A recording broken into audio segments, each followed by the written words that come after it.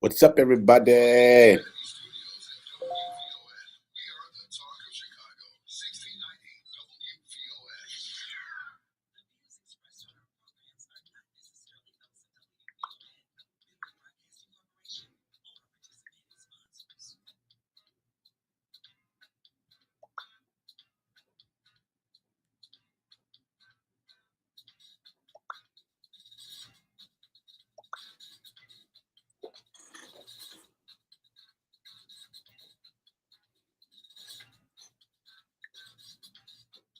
What's up, everybody? You know what time it is. I wonder if y'all can hear the time music playing.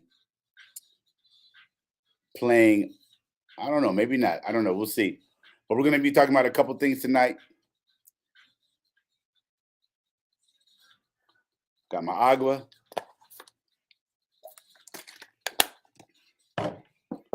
What's your phone now? We're going to get started here in a minute, ladies and gentlemen. I'm going to sneak a snack.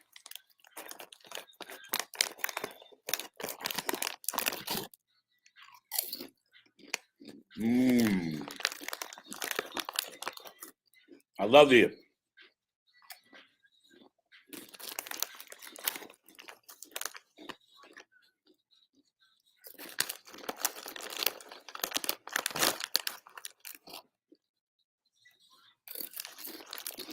My radio snack.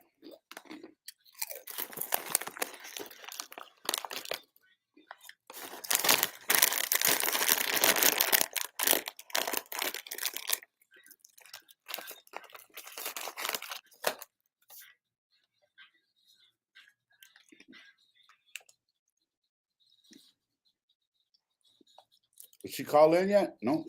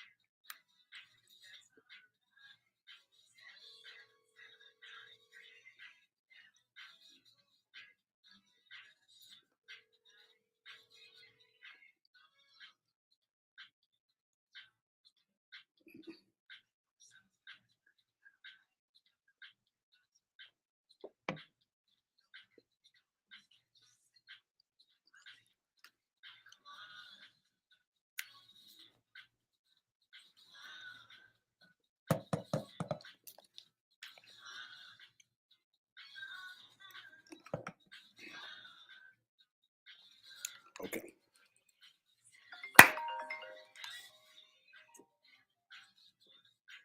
Hey, Lane. Oh, my goodness. Okay, well, don't worry about it then. Don't worry about it. Oh, that's so funny. Okay, well, don't worry about it. Because my show's on Thursdays. So don't worry about it. I know it's short. Yeah. Okay, no problem. Okay, sis. All right, bye-bye.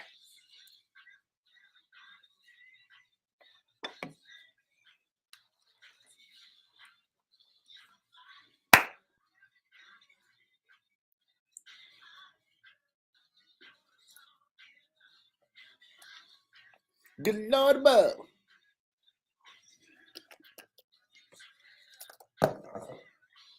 All right, ladies and gentlemen.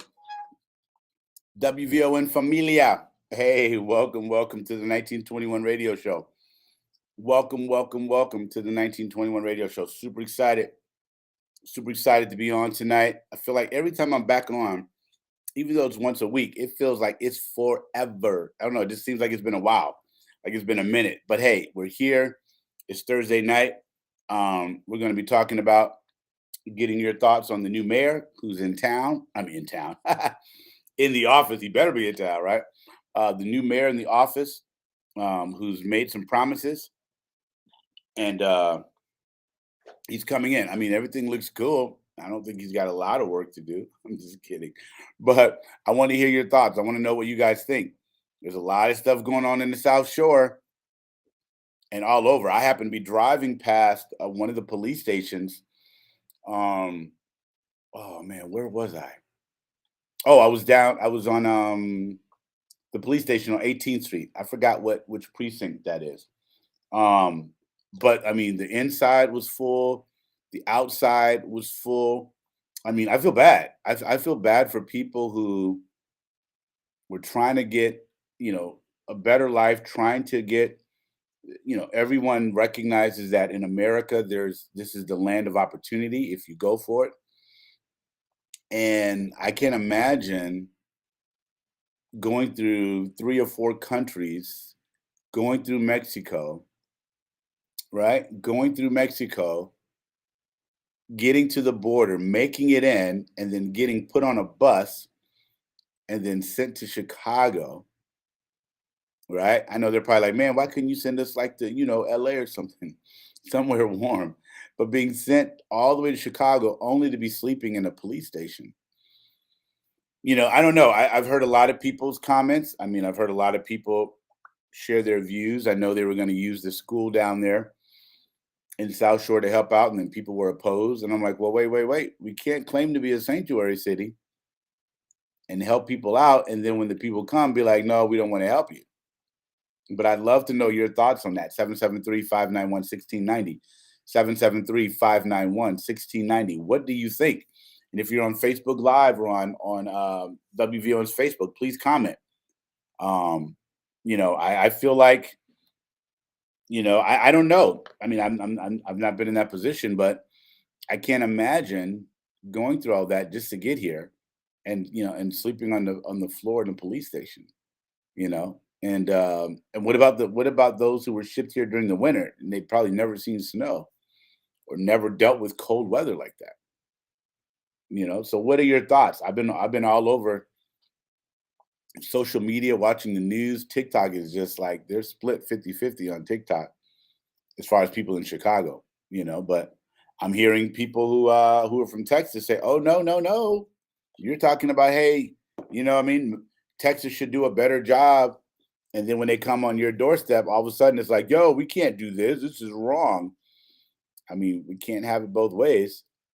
But I'd love to know your thoughts. 773-591-1690 as we talk about, this migrant issue, and again, May is mental health month.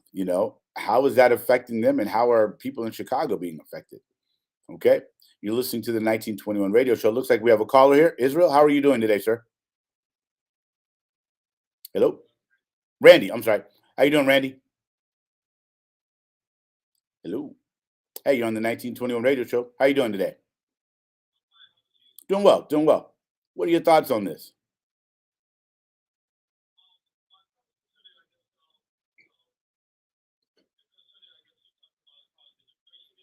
Yes, sir. That's one, and then we're going to talk about Brandon. But hey, this is a free for all.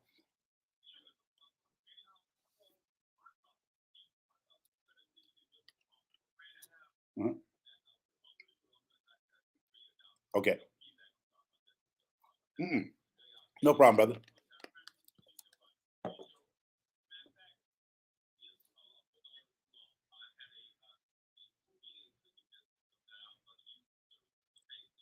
Oh, good. Did you? Yeah, his name is Terry Calloway. We do. We just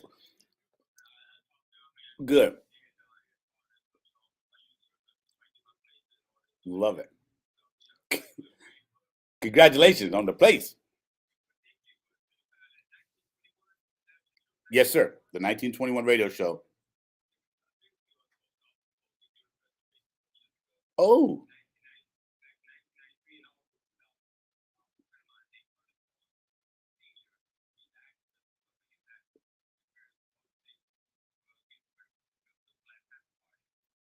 oh, love it.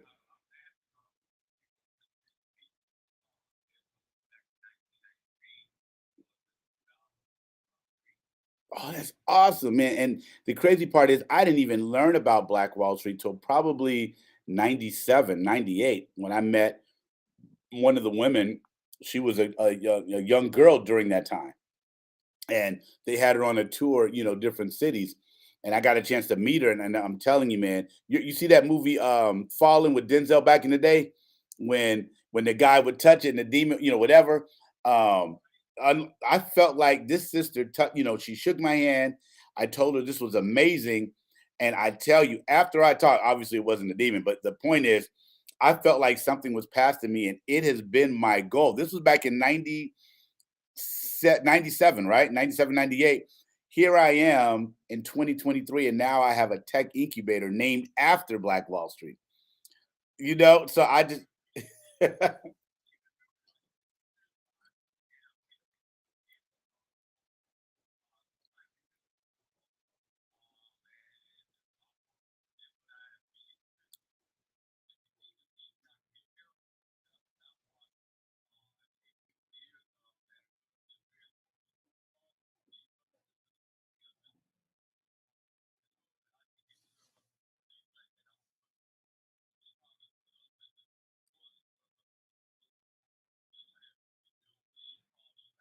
That's right. Yes, sir.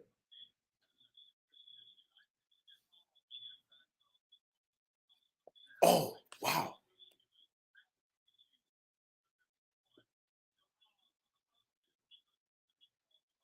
Mm,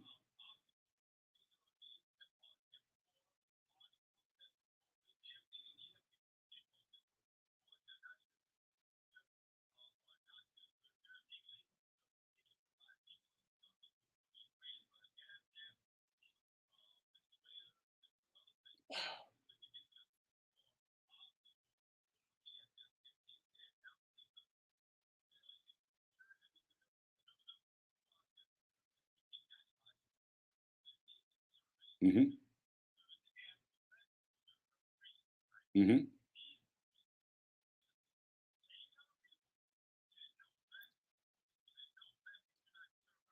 Wow.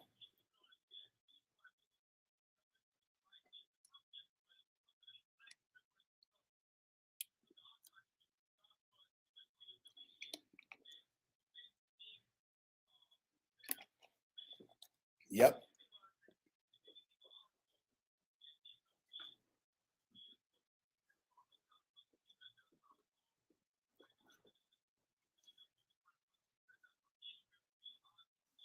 I'm gonna look that up.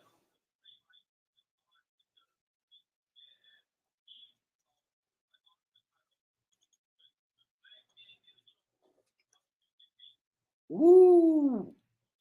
Oh, wow.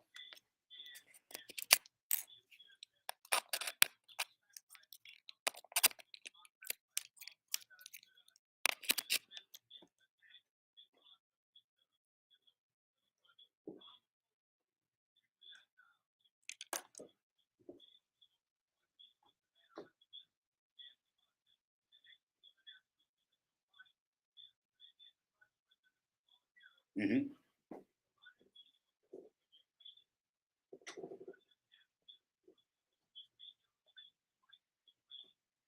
Mm, hmm I saw that.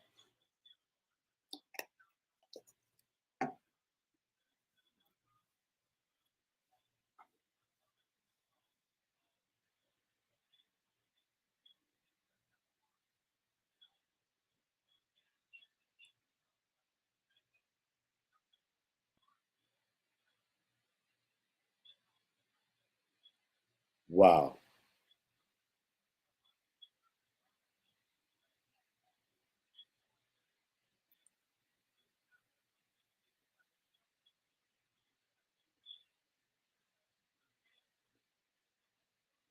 Hmm. Yep. Yep. hmm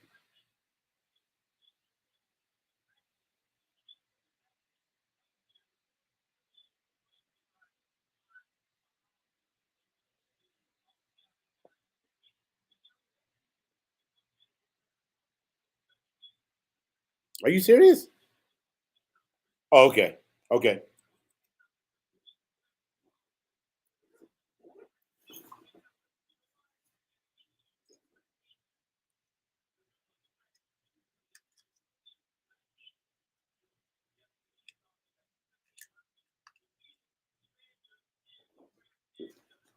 This is right. This is true.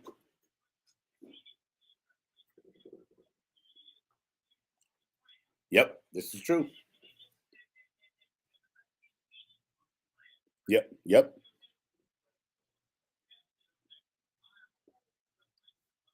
I understand. Right.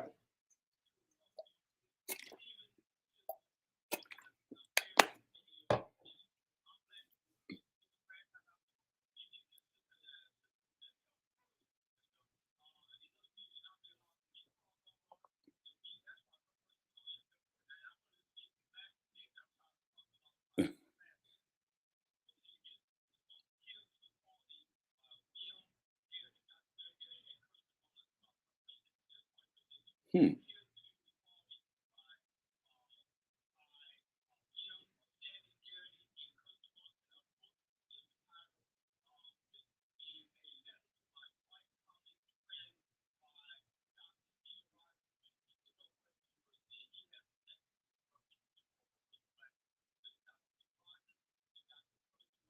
Mm-hmm.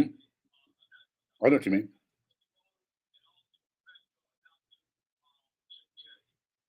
Okay. That sounds good, man. I appreciate you sharing that, brother.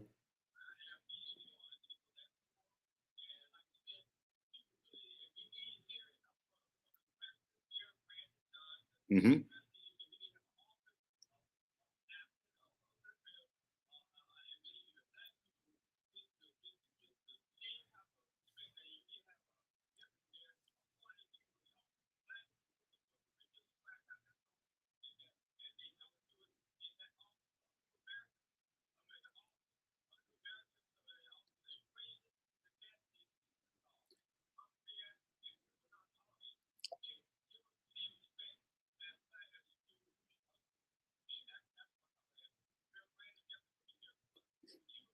Thank you, brother. I appreciate it. Thank you for bringing the books. Thank you, brother.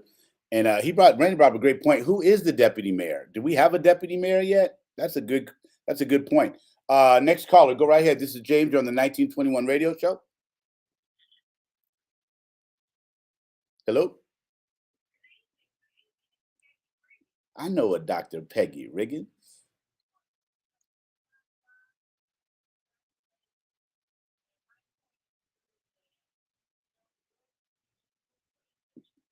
Ah,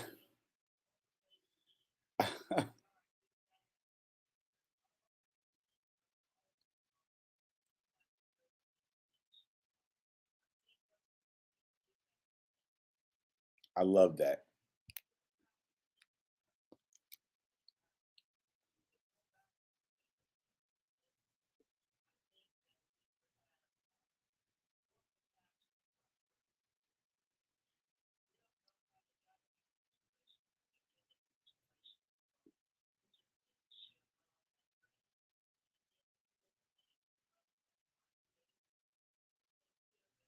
Yes, I love that.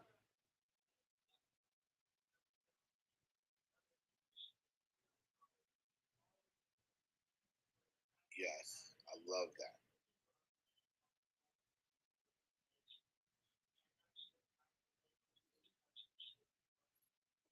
That's a great. That's a. Oh mercy. Thank you, Peggy. We got you next time, my friend.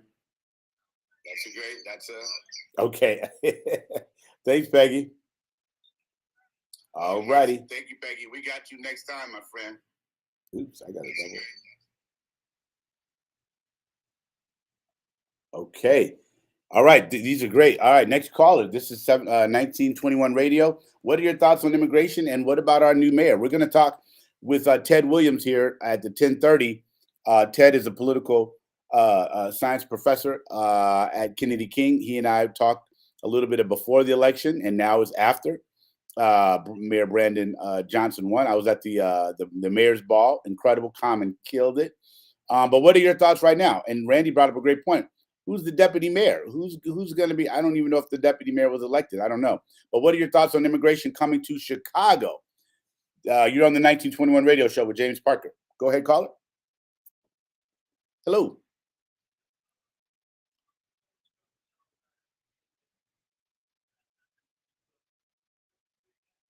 Okay. Oh yeah.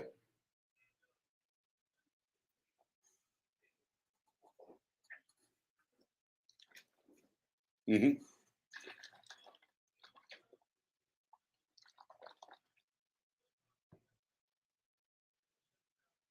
Whoa. Whoa. Okay.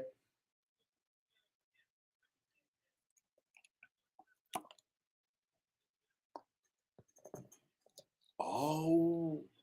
Oh. He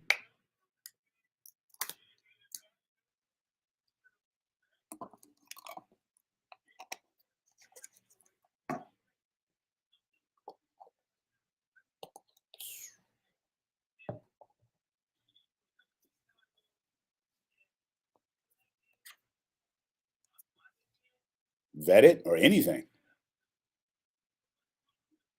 Hmm. That's a good question, man.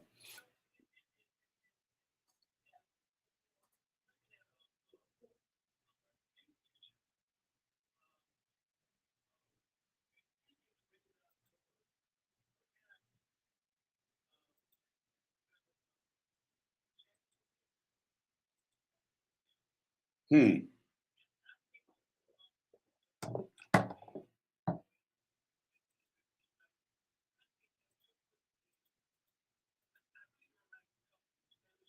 Hmm. Sure.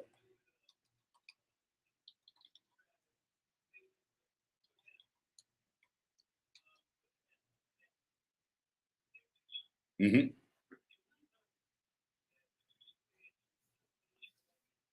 Hmm. Hmm. Hmm. Hmm.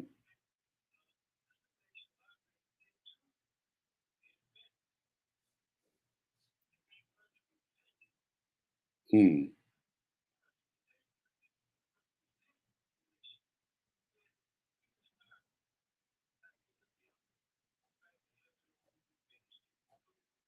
Hmm. Hmm.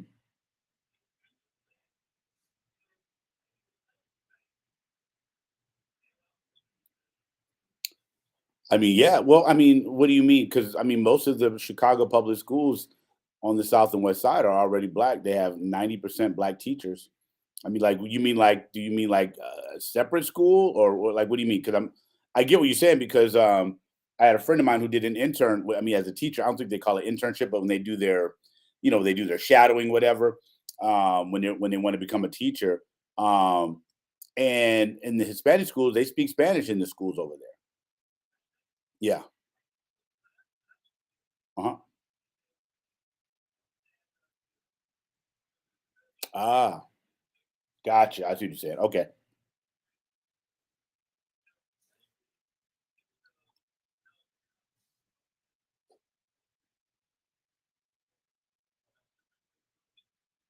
Mm,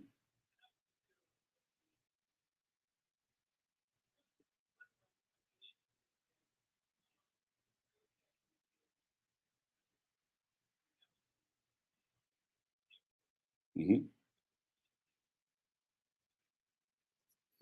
Interesting.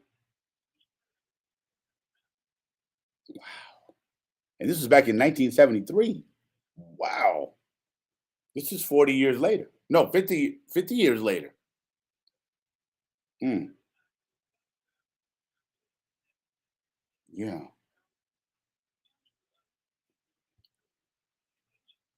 Yeah. Well, I mean, self-preservation. We got to learn that self-preservation. Everyone else practices self-preservation.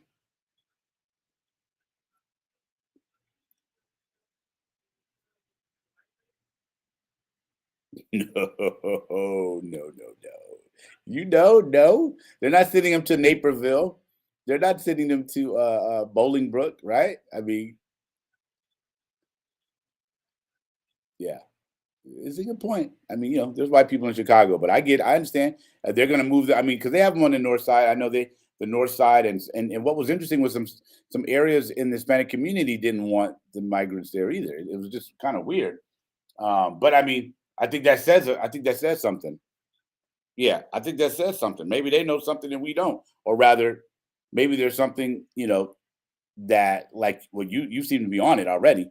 you know what I mean, that many people don't know. If the Hispanic community is like, no, we don't want the migrants over here, then I mean, I don't know. It's Mayor Johnson's got to make some decision. I mean, he's already made the decision.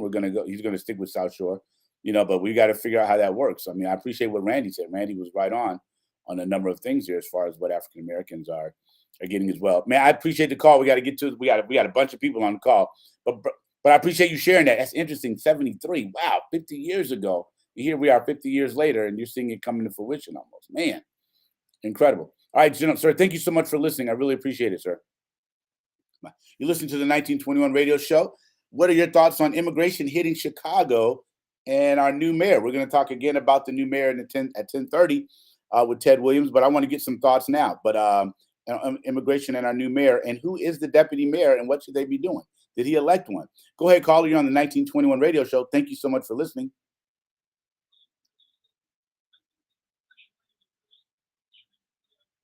Hmm.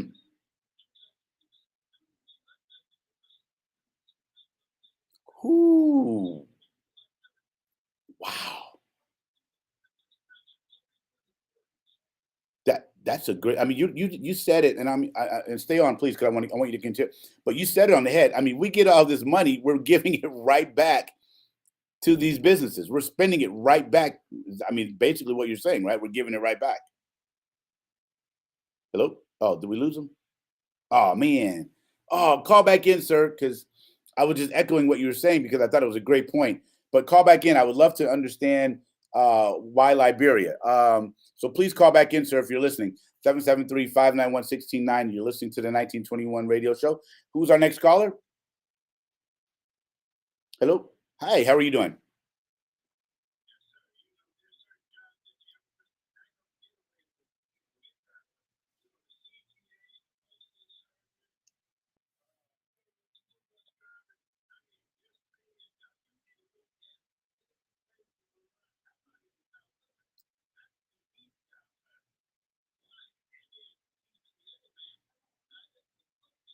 Yeah.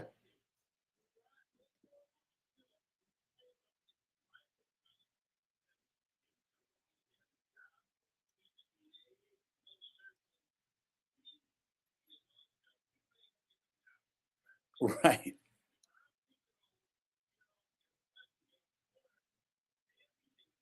Ooh.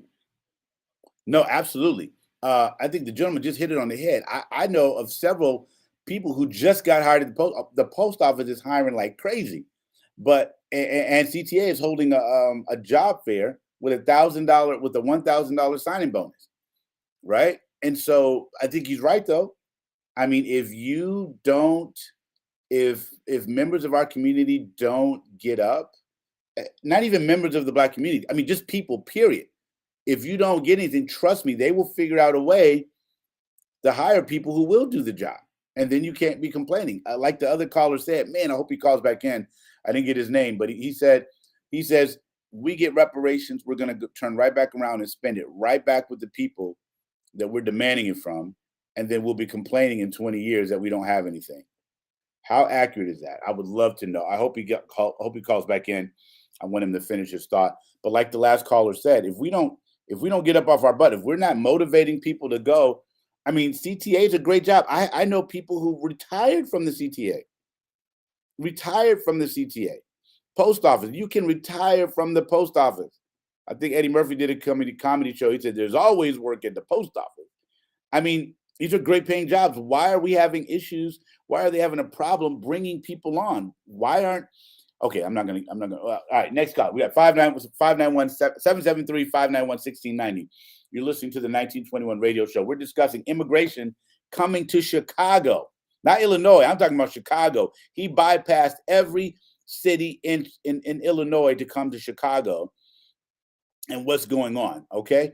773-591-1690, 1921 radio show. We have a new caller. Go ahead, caller. How are you doing tonight? Hello? Oh, you're back. Thank you, sir.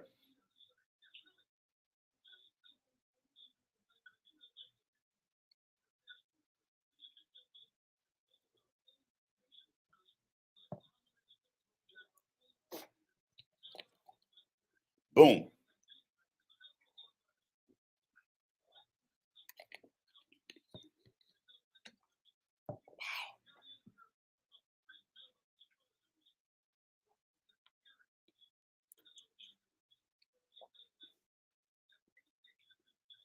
Hmm.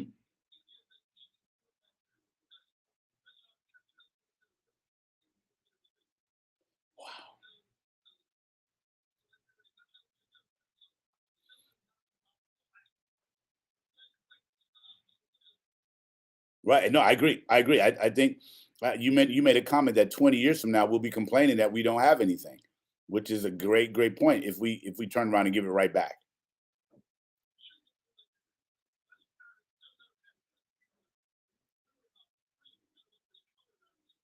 Understood.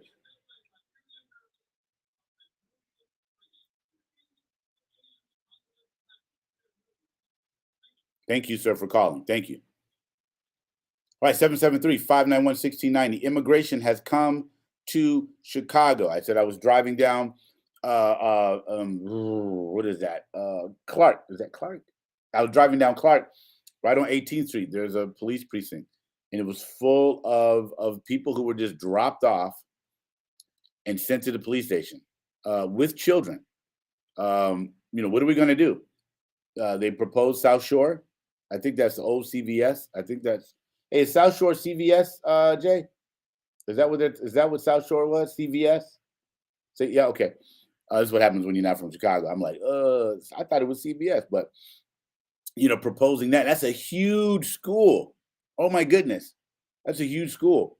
But people were opposed to it, and Randy was there, and I appreciate what Randy shared. 773-591-1690. We're on the 1921 radio show. Please let us know, what are your thoughts on immigration coming to Chicago? And at 10:30, we're going to be talking about the mayor. But if you have any thoughts on the mayor, please share that now. Go ahead, call it. You're on the 1921 radio show. Thank you for listening. Hi, Zena. I'm doing well. Okay.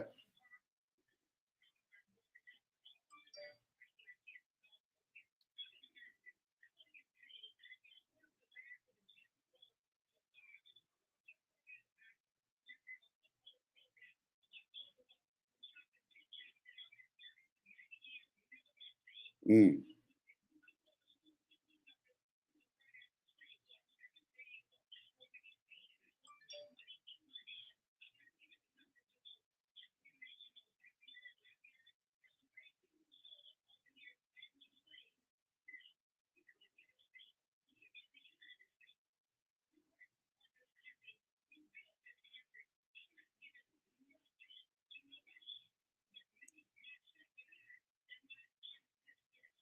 Wow. Okay.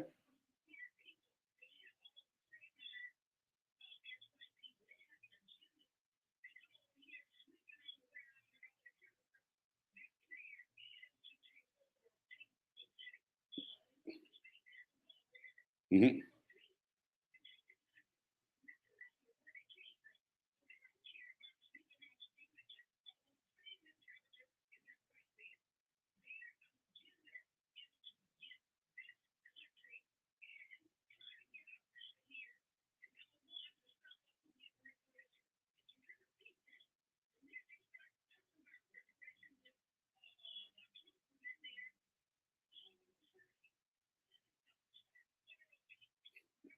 Wow.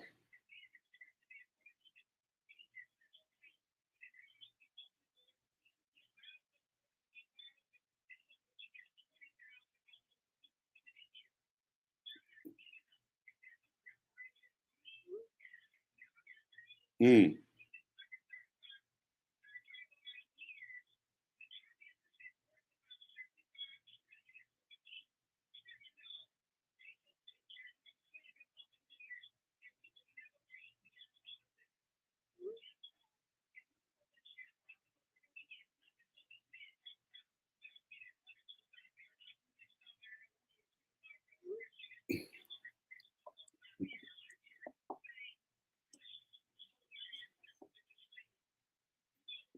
Wow.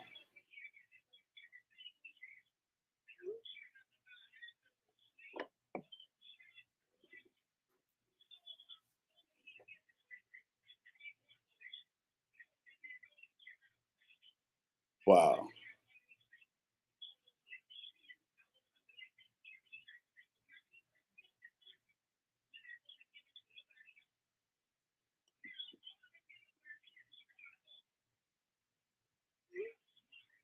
Hmm.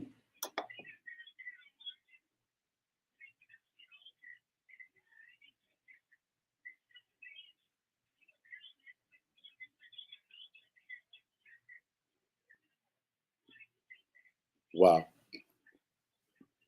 Mm.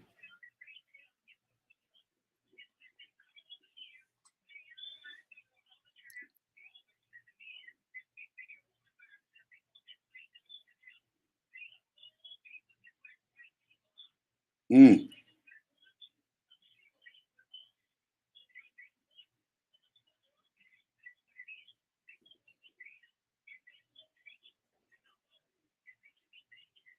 Man, let me just tell you, first of all, you don't sound like you 73. Boy, I love it. I love your energy. One of the Facebook people watching on Facebook said caller has facts. Okay. I love it. And you brought up a great point that I don't think anyone thought about.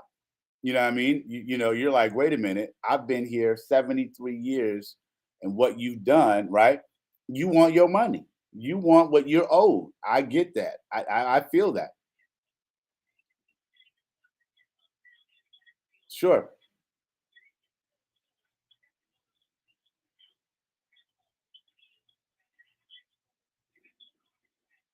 Okay.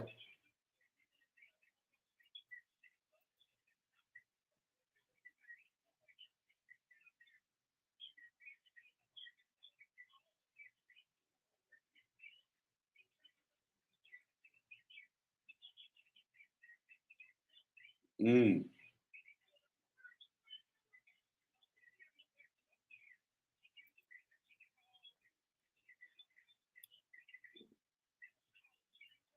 mm,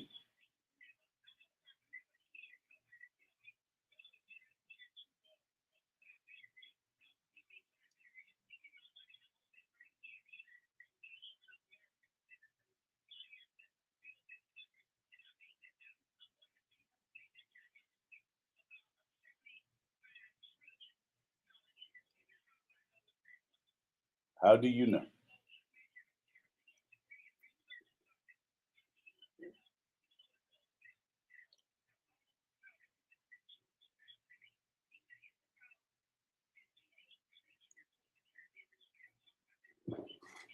Right. You know what? A long time ago. We have to take a quick break. We got WVON got to pay some bills. I love you. I love the energy. I felt all of it. Thank you for calling. If you want to call back in at 10:30, I want to know your thoughts on the mayor too. Okay, but thank you so much. We're gonna come back after these messages. We're gonna talk a little bit more about immigration. Then we're gonna get into some mental health and yoga. Namaste. Wow, man, that was good.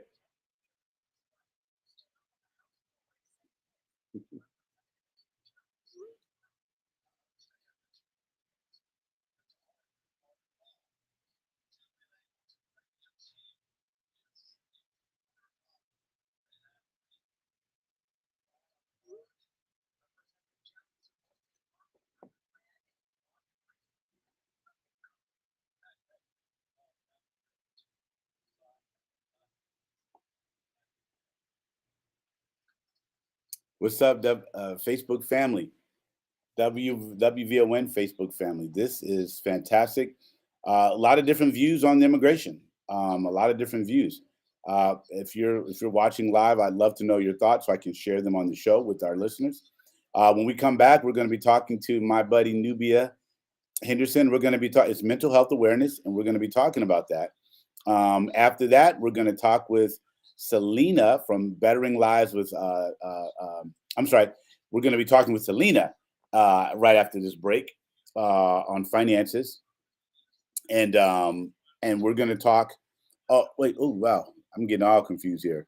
Uh, yeah, we're going to talk with Selena, and then we're going to go right into mental health with Nubia Henderson and yoga. I'm super excited about that. Okay.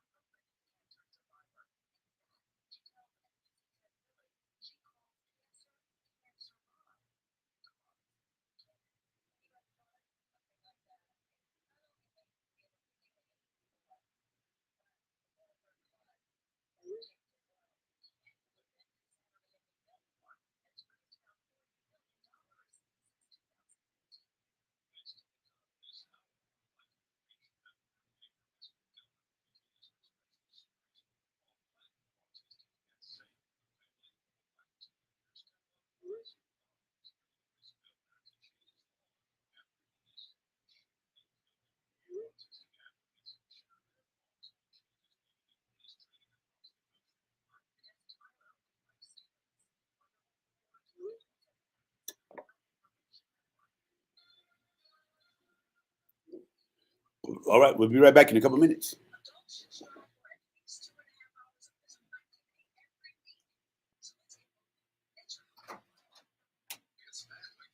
The leaders should be calling in on 207.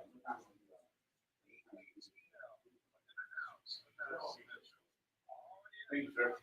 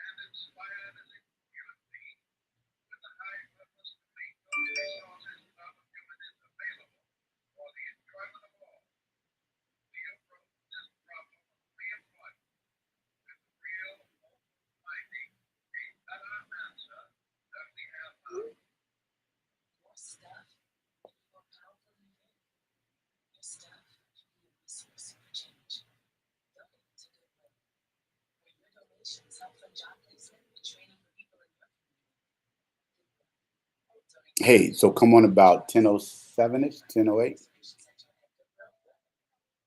Yeah. So come around 10:08 for about what 3 to 5 minutes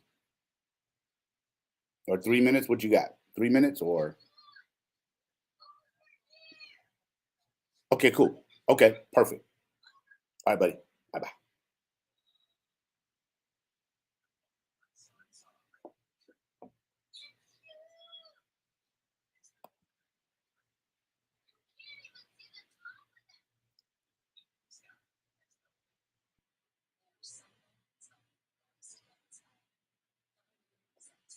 What's up, girl? You good? I like that. I like that. Oh, okay, okay. I like that.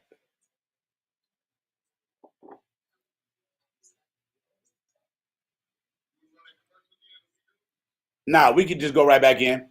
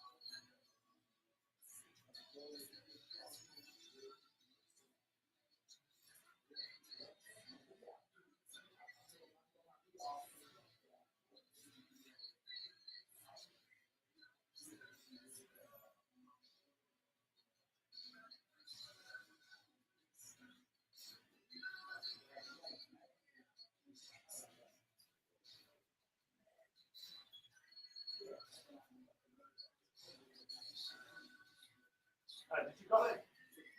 Okay.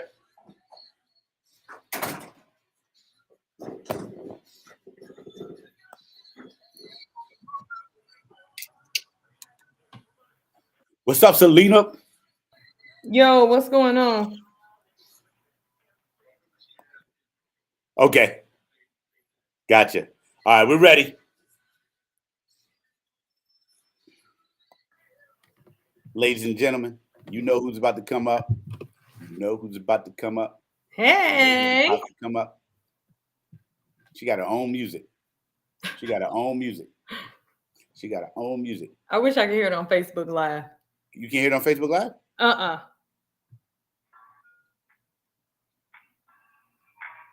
Oh, okay. I can hear it when I put the phone on speaker. I can hear it. Okay. You know with that, when you hear that, you're about to be better in your life. Yes. With bellows. Is this you singing? No, I wish. I wish it was me singing. Like if it was me singing, I wouldn't be doing this right now. That part. Hey, girl, I'm with you. If I could sing, I wouldn't be. Girl, please. That's why Lord was like, we ain't gonna make you a singer, bro. Yeah. All right. We're talking about bettering your life. And what better way to better your life than with options? All right. I had a meeting. I got interviewed earlier today. And I got interviewed earlier today. And I said, man, right now in different communities, people are only living 15, 20, 30% of their life. Right. They're not living a full life, you know, and now they can because they're going to be bettering their lives. All righty. Thanks, Big J. All right, let's go, Selena. Give us that 3 to 5 minutes, girl. What should we be doing? So this week we are talking about a couple of myths. I have over the years, I have heard a lot of things that I know for a fact were not true, but I always like to cite my sources before I start giving out information. Sure. So I did a little research today. First of all, this is Selena. Hello, cool world. This is Selena here with the Better Living segment with Bettering Lives with Bellows LLC. And every week, of course, we are bringing an insurance tip or some information. And so for this week, we are clearing up some confusion, like I was starting to say, about paying taxes on life insurance and long-term disability. So I know for a lot of people, it's confusing on what actually you have to pay taxes on and what you don't. And I've heard some very strange things over the time. So I wanted to just clear up some things tonight. So I went to the IRS.gov website. So if anything that I'm saying tonight came off of the IRS.gov website. As a beneficiary, you generally do not pay income taxes on money that is inherited. Okay. The exception to this rule is retirement accounts. Retirement accounts are saving bonds, 401ks, 403bs, or an IRA account. Now, they did not specifically say a regular IRA, a Roth IRA, or a rollover IRA. So because those kind of are different. Some you are directly contributing money yourself and others is established through your job. So it basically just is the determining factor. Was it pre-tax or post-tax? If it was pre-tax, when the money is inherited to you from those retirement savings accounts, you have to pay the interest that has been built up on those accounts.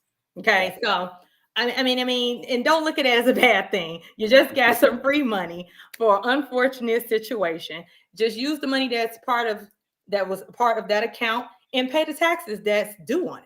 And the rest of the money, you can do whatever you want to do with it. Okay. Again, that came from irs.gov. Next, life insurance proceeds you receive as a beneficiary due to the death of a person who was insured generally is not included in as gross income and is not reportable. However, any interest you receive from those proceeds is taxable and you should report it as interest received. The interest amount must be $10 or more. Gotcha. You will receive a form, a 1099-INT or 1099 OID. Okay. And that is part of reporting payments of interest as part of a compensation statement that a broker will send to you or the financial institute. And that's similar to those savings accounts. A financial institute of any sort, whether it's just for the 401ks or when it's the life insurance, they're never going to not tell you that interest is due. And if that does happen, you need to report them. Gotcha. Because you have to know that interest has accrued on an account and that you owe money on that. Everybody knows we don't want the IRS. Please, we don't want the IRS on us at all. No, any type of insurance policy. And so one particular, all insurance policies do not have interest that will be taxable. So insurance dividends are an example of taxable interest. And those are usually on a whole life policy.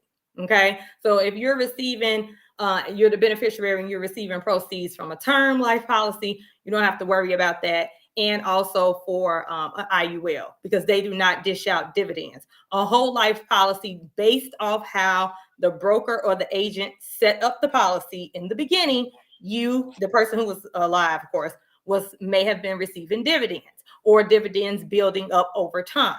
You as the beneficiary, you are responsible for those insurance dividends. That is an example of taxable interest regarding life insurance. So whole life policies, if they have dividends, that's taxable interest.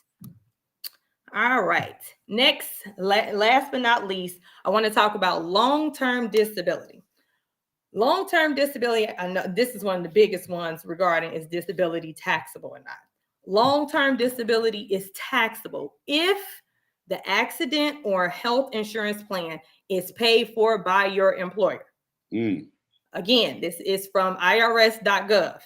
I'm going to say that one more time. If the disability plan, whether it's an accident or health insurance plan, is paid for by your employer, then that is taxable income. If you and the employer both pay a portion of the premium, then only the amount that the employer pays is reportable income. So let's say, for instance, every month your disability in total costs $100. You're paying $50, the employer is paying $50, 80-20, however that works. But for now, we're just gonna say 50-50. If you ever go out on disability, half of that income that you receive is taxable and the other half is not, because half of that the employer paid for. Now, if you are entirely covering the cost of your coverage, it is not taxable and do not include it as income on your tax return.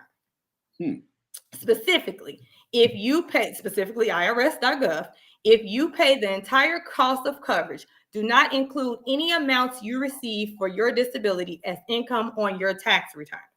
So examples of that, because most times if it's a program set up through your employer, it's like a percentage that they will pay. But some companies hire, for example, Aflac. Aflac is 100% on the employee to pay. The employer is just responsible for taking it out of your check and delivering it to Aflac, but you are fronting the whole cost of that. Any payout from Aflac is not reportable income.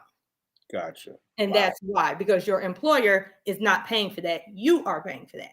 Okay. So, but this week, those are some of the myths I wanted to clear up regarding what is taxable income, what's not, because I feel like a lot of times people shy away from things when you start talking about taxes and they got to pay taxes and what's owed and IRS. Yeah. So, yes. I love that. And how can people get in touch with you? Again, as always, 312-909-4968. And if you do not want to talk on the phone, that's perfect. We are on social media, Bettering Lives with Bellows. And we also have our website, www.bellows.life. That's BELLOWS.LIFE. I love that. Thank you so much, Selena. No problem. All righty. You're the best. We'll see you next week. Yes, you will. Peace. Okay. Peace. Thank you, Selena. Bye-bye. Ladies and gentlemen, you heard it. Taxes on life insurance and different policies. You better get it now. Selena talks about it. She's the answer. Give her a call. Reach out to her. So just look up Selena Bellows or Bettering Your Lives. Bettering Your Life with Bellows on all social media. You will find her. And now you know it's mental health awareness. And we got our segment. My good buddy, Just bail my butt out. Thank you very much, Nubia. I can't hear you. You can't? Nope. Oh my goodness. Hmm. There we go. You can hear me? Nope. Yep. Oh. Okay. Yes, you can. Yep. Okay, see, that wasn't me. That wasn't me. It wasn't you. Let me turn this back No, up. Oh, did you call in? Are you calling in? I did call in, but my phone is on mute, so you can't hear me. Are you on the phone right now? You called in? I did, Can you but hear on the phone? no, I'm on mute. Oh, okay. Don't no. We don't. You got to get off mute so people can hear you on I WVON. thought you couldn't hear me. Yeah, you're gonna do both. Yeah, you got to do Okay, both. is There that we go. okay? All right, cool. You just need to mute the computer. That's all. Like Mute turn the my, volume down on the computer. There you go, my homie. There but we then I go. can hear you if I mute the computer, then I can't hear you. You can hear me on the phone though. Okay, say it again.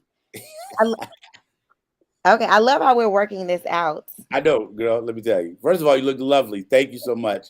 Love the frames. You're simply the Thank best. you. Better Thank than you. all the Thank you. rest. Thank you. So, Thank mental health awareness and yoga. Namaste. you. So, tell Namaste. us, how can yoga help with mental health awareness? So first, I'm gonna reintroduce myself. So I'm Nubia Okay. Henderson, certified yoga instructor. I've been teaching yoga, practicing yoga, Jesus, probably for about over 20 years, but teaching since 2019.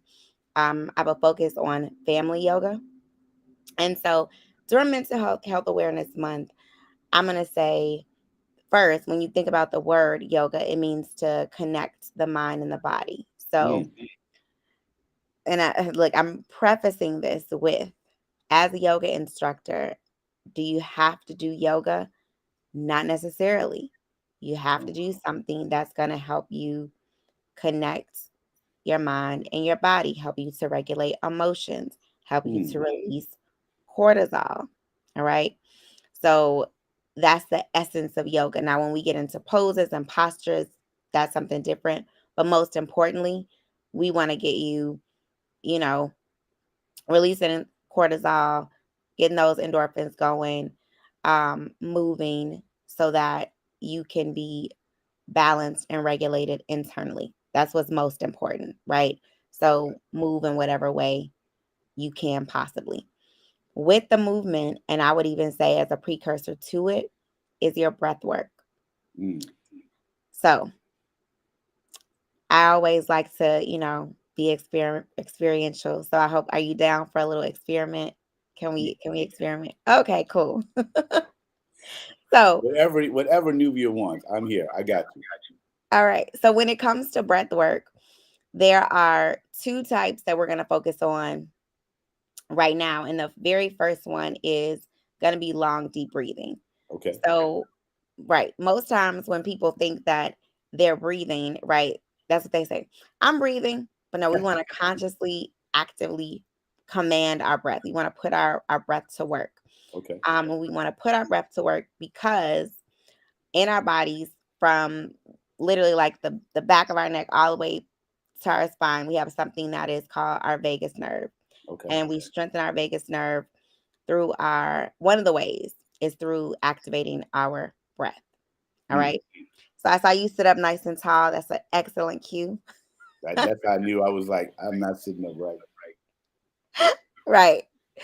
So we're going to sit up nice and tall. Okay. And just like I tell the babies, we're going to imagine that we are sniffing a yummy cake. All right. So you're going to take a big breath in through your nose. Beautiful. Hold that breath. Allow that air to fill up your low belly, expand, filling up your chest. And then you're going to exhale and you're going to blow out the candles on that cake. So let's go. Good job. So we're going to do that 2 more times. Okay. Big inhale through the nose, sniff that yummy cake. Okay, WVO family. Don't have me just doing this by myself. You should be sitting up. We're going to breathe in through the nose. Hold it, right? Make sure our belly is nice and full. It's in our chest. And then we're going to blow out the candle. Wow. And our belly comes in. I better not be the only one doing this, WVO family. It feels good, It though. doesn't matter. Like, how did you? I mean, you've been doing this for 800 years, so you know. But it's crazy how when I did take that in, I could feel it in my belly and my chest, like you said. Good. We got one more to do. All right. dang it. So then, this is the last one. Okay. Sniff the yummy cake. Make sure your shoulders are relaxed. Hold it. And then exhale, blow the candle out. Wow. How many times do I do this? Do I need to do this? We did it 3 times, but you can do it as many times as you need to. Okay. Okay, so that's long, deep breathing. Long, deep breathing. Gotcha. Yes. The other breath is a little bit more rapid pace. So I bring up these 2 variations in the breathing. It's called breath of fire, because a lot of times, let's say if there is someone that's experiencing high anxiety, they may not be immediately able to access long, deep breathing. Okay. Like literally, I had a friend that was hyperventilating, and so I had to say to her, yeah, you can't access when you hyperventilate, you can't access long, deep breathing. So I just literally said, I need you to just blow out puffs of air. I need you to know that your breath is there so that you can access it. And then eventually, right, I could work her up to commanding her breath, calming down, doing long, deep breathing. So if you are just noticing, I need to be present, I need to lift my mood, long, deep breathing is a good, consistent breath to practice. If you're experiencing a little bit more anxiety, you need a faster, a quicker paced breath. And that is the breath of fire. Wow. Okay. Yeah. So we won't do breath of fire as long, but we're going to do it so that get the handle of it. And you can just feel that it's effective. So I don't know if you're ready for this. I don't know if your listeners are ready, because everything is right. I make it fun for the children, but also it also speaks to the inner child in all of us and makes it easy for us to access and do. So for breath of fire, you love it. Okay, good. So for breath of fire, the same way, we're going to start breathing in through our nose. Okay. And I'm going to demonstrate first. And you're going to have to listen, because you guys can't see my low torso. So it really is going to have to be trusting yourself and listening to the cues. But you're going to breathe in through your nose. And then I'm going to start to pump my navel, right? And it's going to also activate my chest so that the pace of my breath is faster. This is what it looks like. Let me see if I can move a little bit so everybody can see. Not so much. This is as much as y'all are going to get. All right. Okay. So breath of fire, just watch for a second. Inhale, breath. Okay. And then exhale. I'm bringing my stomach in and go.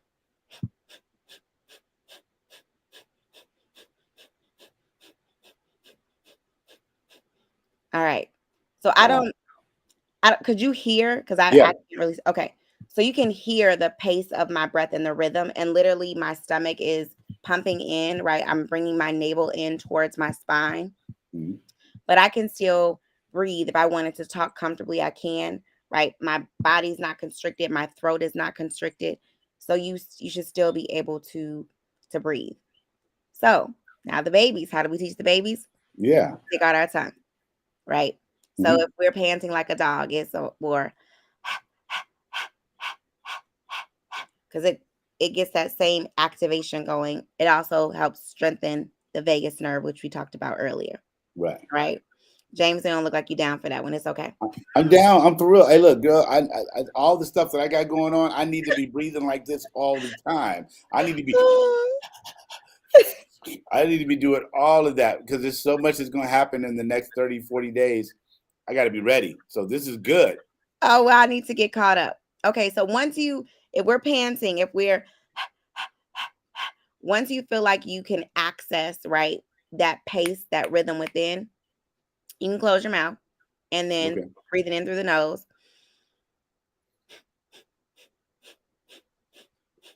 And am I breathing out through my nose when I do my stomach or pulling in?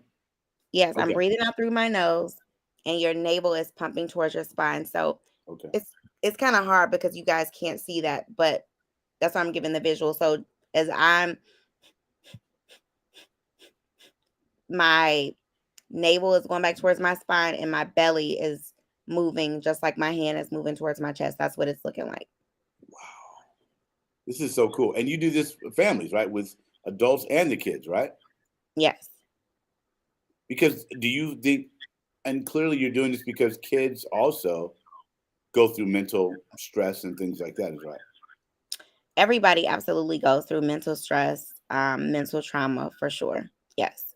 So the purpose of it is to develop tools to use so that we can know how to regulate ourselves. And that's why at the start, right, I wanted to define yoga as the union of mind and body and to say we don't have to limit it to yoga poses, right? I know sometimes things that are foreign are just not accessible to people. But if you know that there's a way that makes you feel good, if it's exercising, if it's a football, if it's basketball, if it's soccer, if it's kickboxing, at one point or at some points it's been boxing and weight training for me. Like all of these things still cause you to be connected and in your body, and for all these things you have to also activate your breath, so that still facilitates the same process.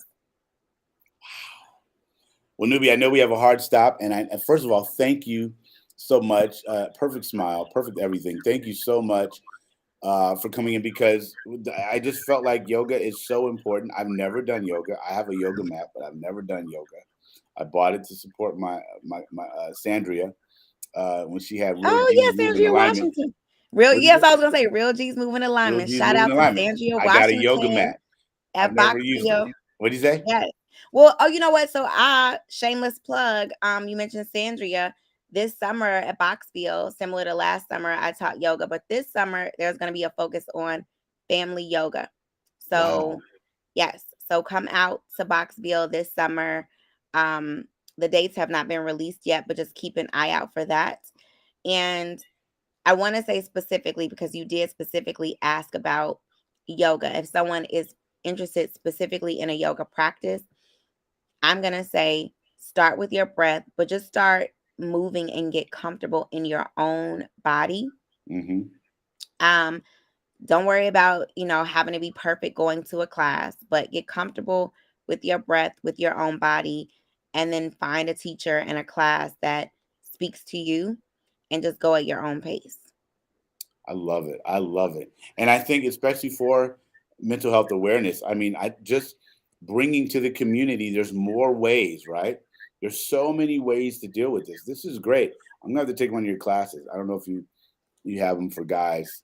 And I'm just going to bring a group of my You're friends. going to bring the children. It's family yoga. So I really have an emphasis on family yoga because, as you know, I'm also a parent coach. So I just integrate those tools. But I find that when I became a mom, that is when I had to, because I was already a yoga instructor, but that's when I really had to put the tools to use, is when I became a mom. I love it. So go girl. Nubia, how can people, is there a website? How can people get in touch with you if they want to participate in blowing and smelling the cake and blowing out the candles? And this is for kids. I don't want anybody to go crazy when I say smelling the cake. I don't want anybody being like, what? I want to be in that yoga class. No, we're talking about actual cake, okay?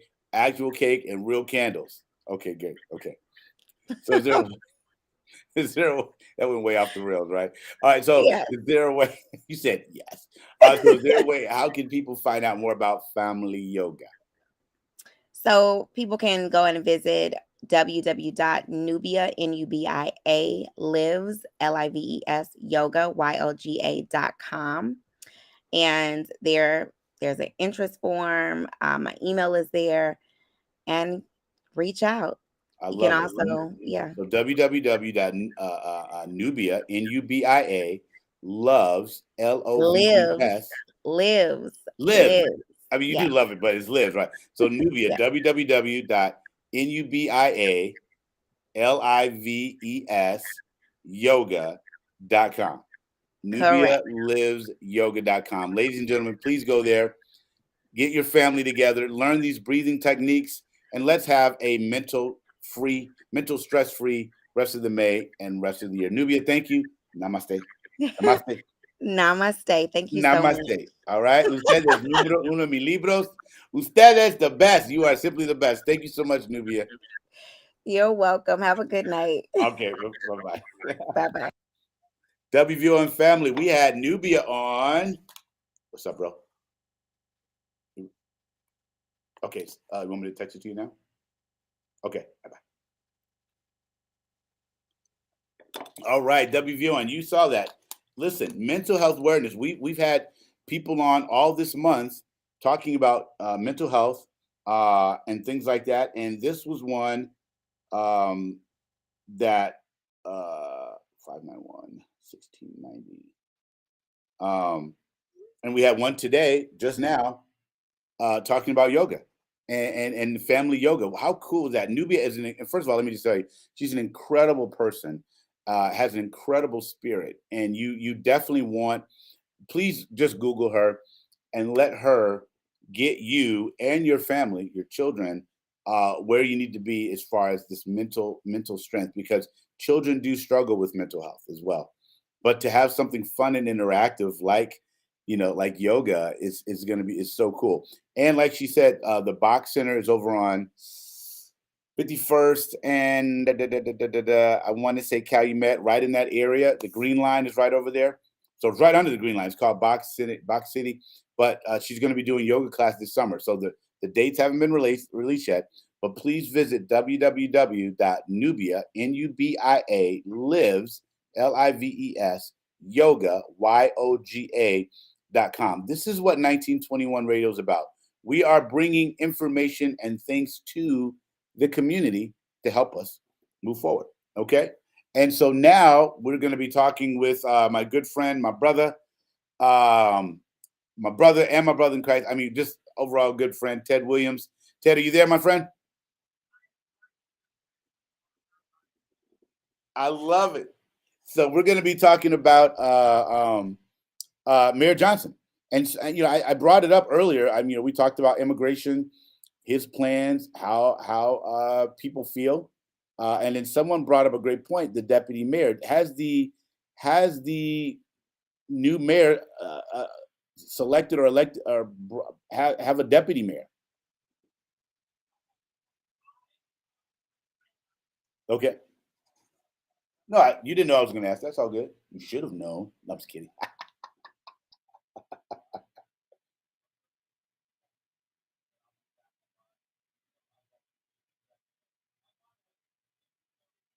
Ted Williams III. What did I say? No, it's not. It's not fine. It is Ted Williams III. I stand corrected. I love that.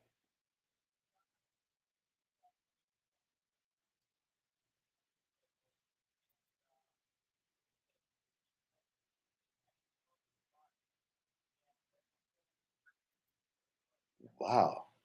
That's right, Ted Williams. Yeah, I know who you're talking about. He thought he could die and his head be reattached. Yeah, I know exactly who that is.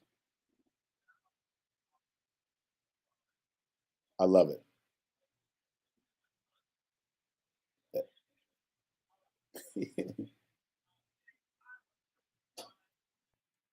I know.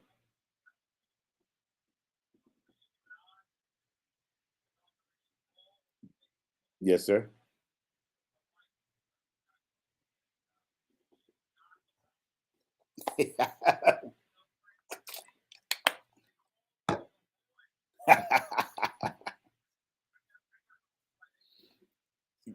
Right?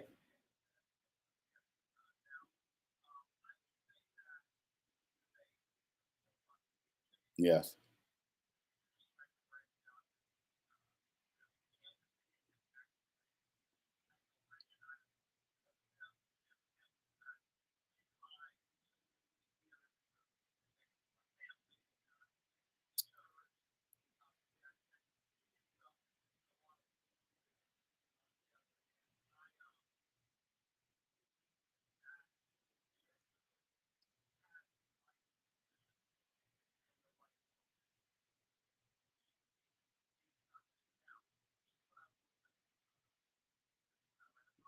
Hmm.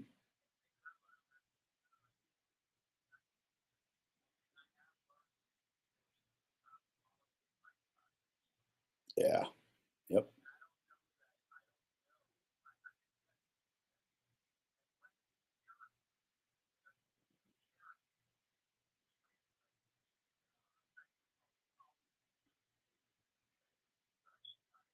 Mm, that's a good point. That's a good point.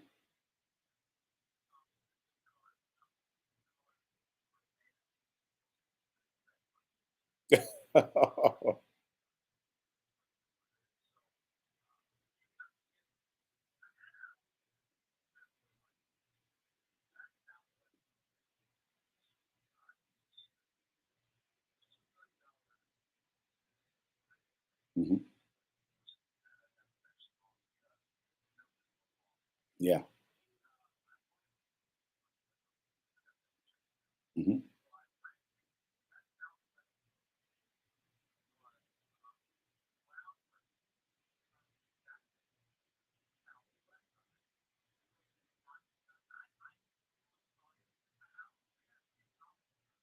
Mhm.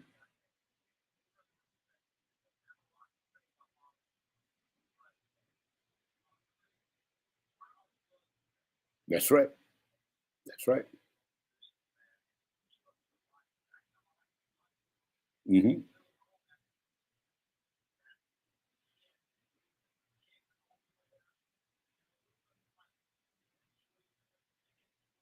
Mhm.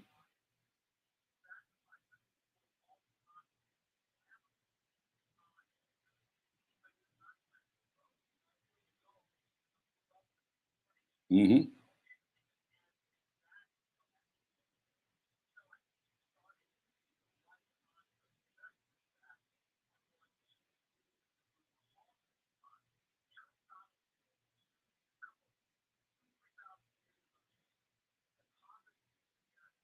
Mhm. Before Chicago, I know, right?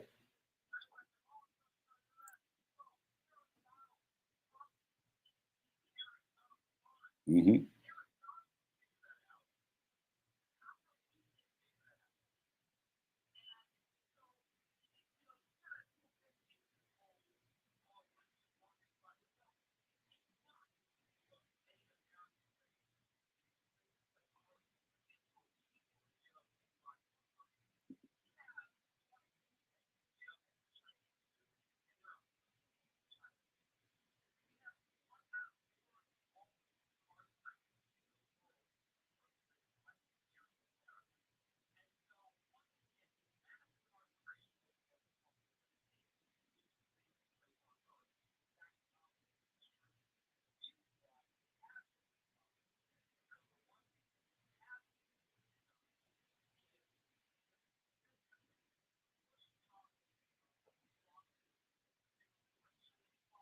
Mhm.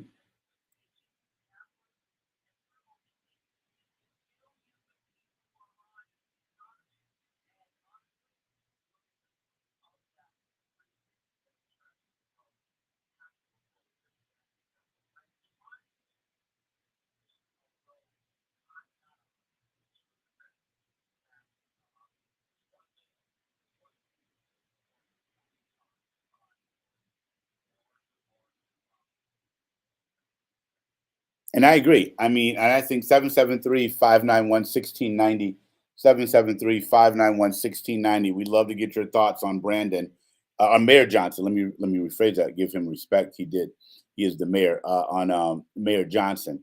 Um, Now he did say, when he was asked about continuing the Invest Southwest idea that I thought Lori did, that no one has ever done, in my opinion, on that scale, that he was skeptical about that. He was very, he didn't really answer yes or no. It was kind of like, well, I think there are some things we can keep in there.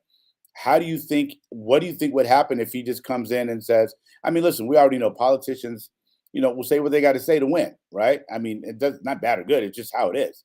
And I mean, what do you think would happen, or how do you think people would feel if you were to say, I think we could do it better, and then we don't know what that better is. I mean, how do you think that will affect the south and west sides of Chicago? If Mhm.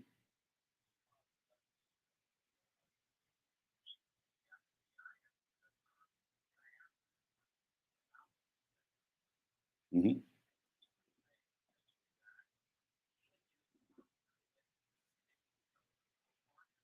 Mhm. Mm.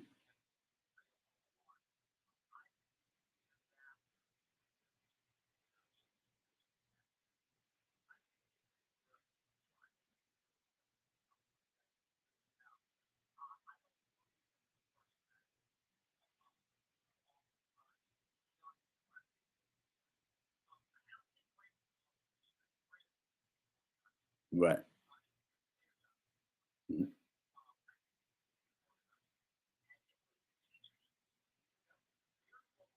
Mhm. Yep. Yep. I agree.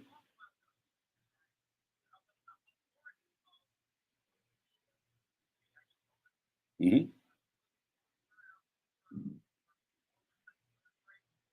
Which is still incredibly low. My goodness. Mhm.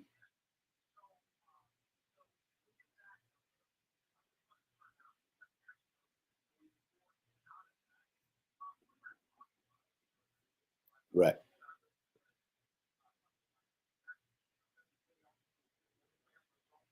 Mm. Jeez.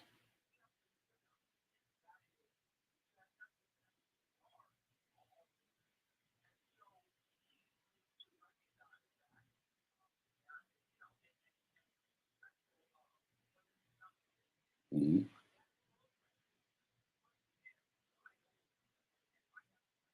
Mhm.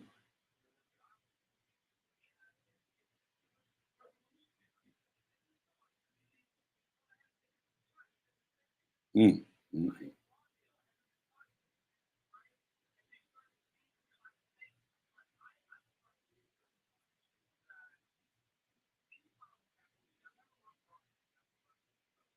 Mm.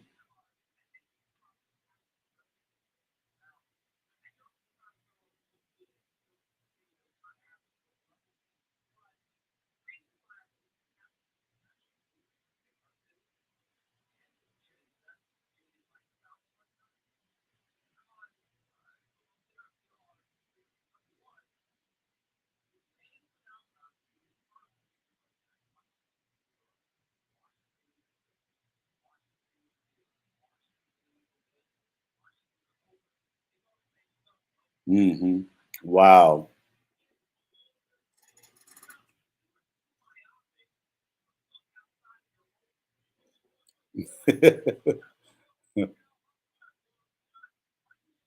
Yes, they are.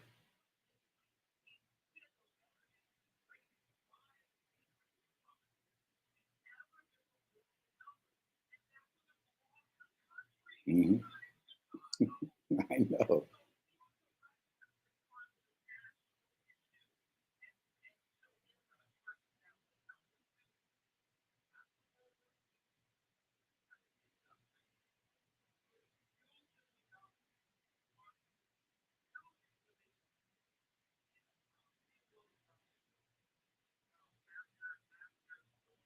Mhm.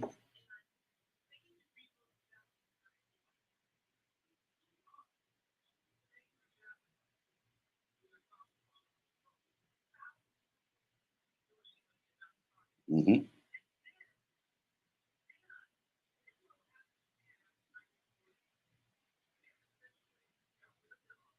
Mhm.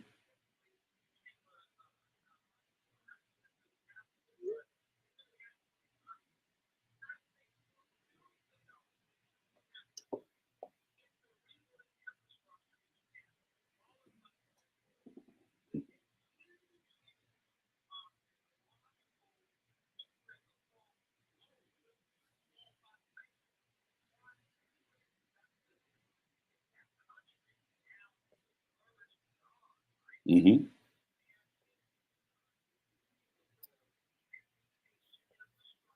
Mhm.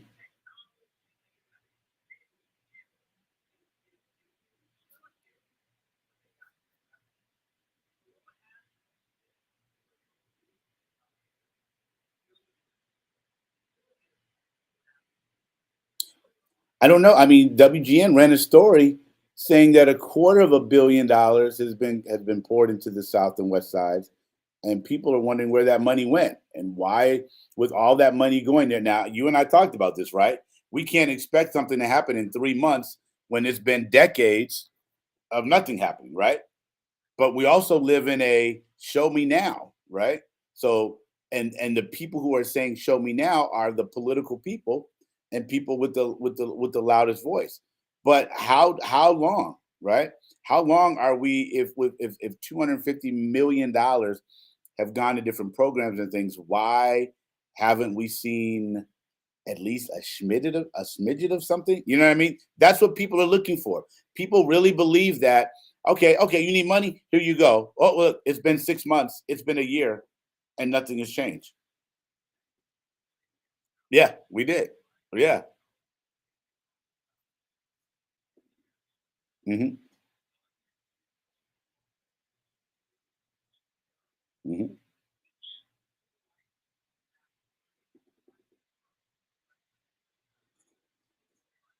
Yeah.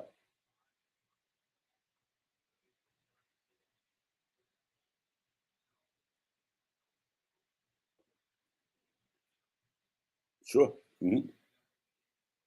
Hmm.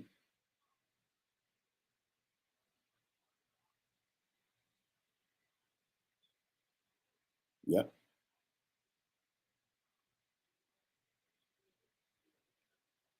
Sure.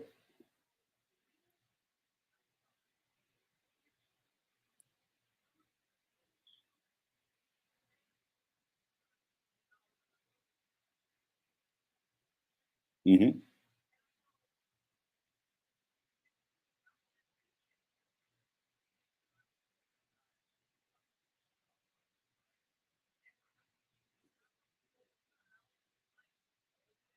Hmm.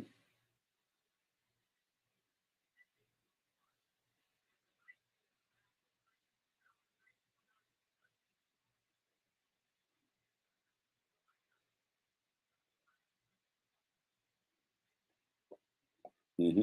Hmm. Hmm.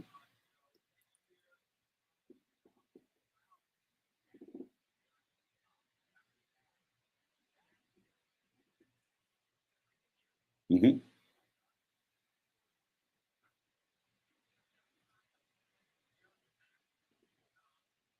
Right.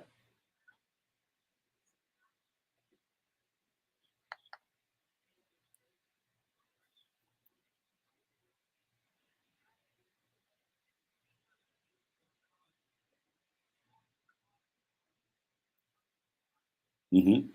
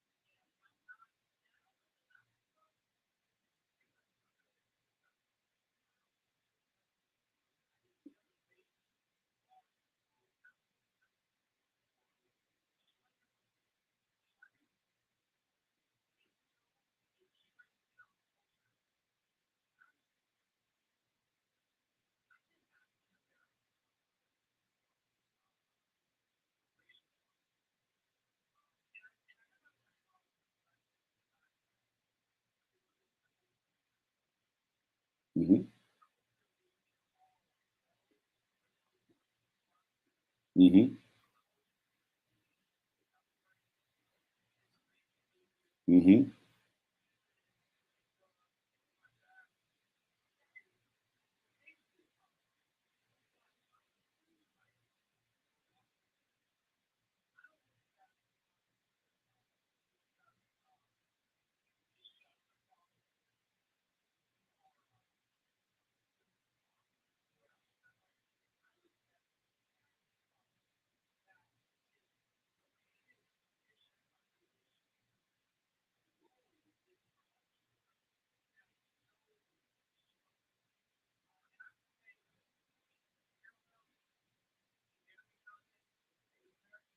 Hmm. Sure.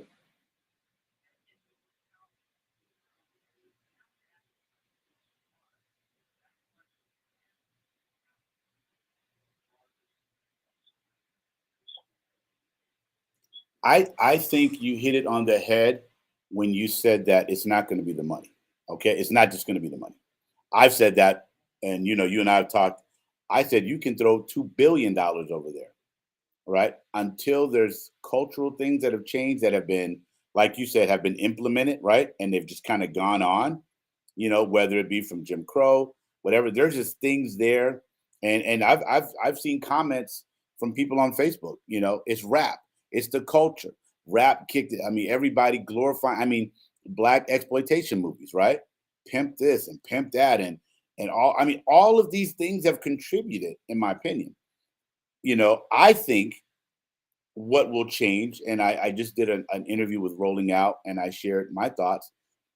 I said, if you bring in great paying jobs in the community, okay, great paying, not minimum wage, not Walmart, not whatever, not fast food, because that's all that goes in our communities.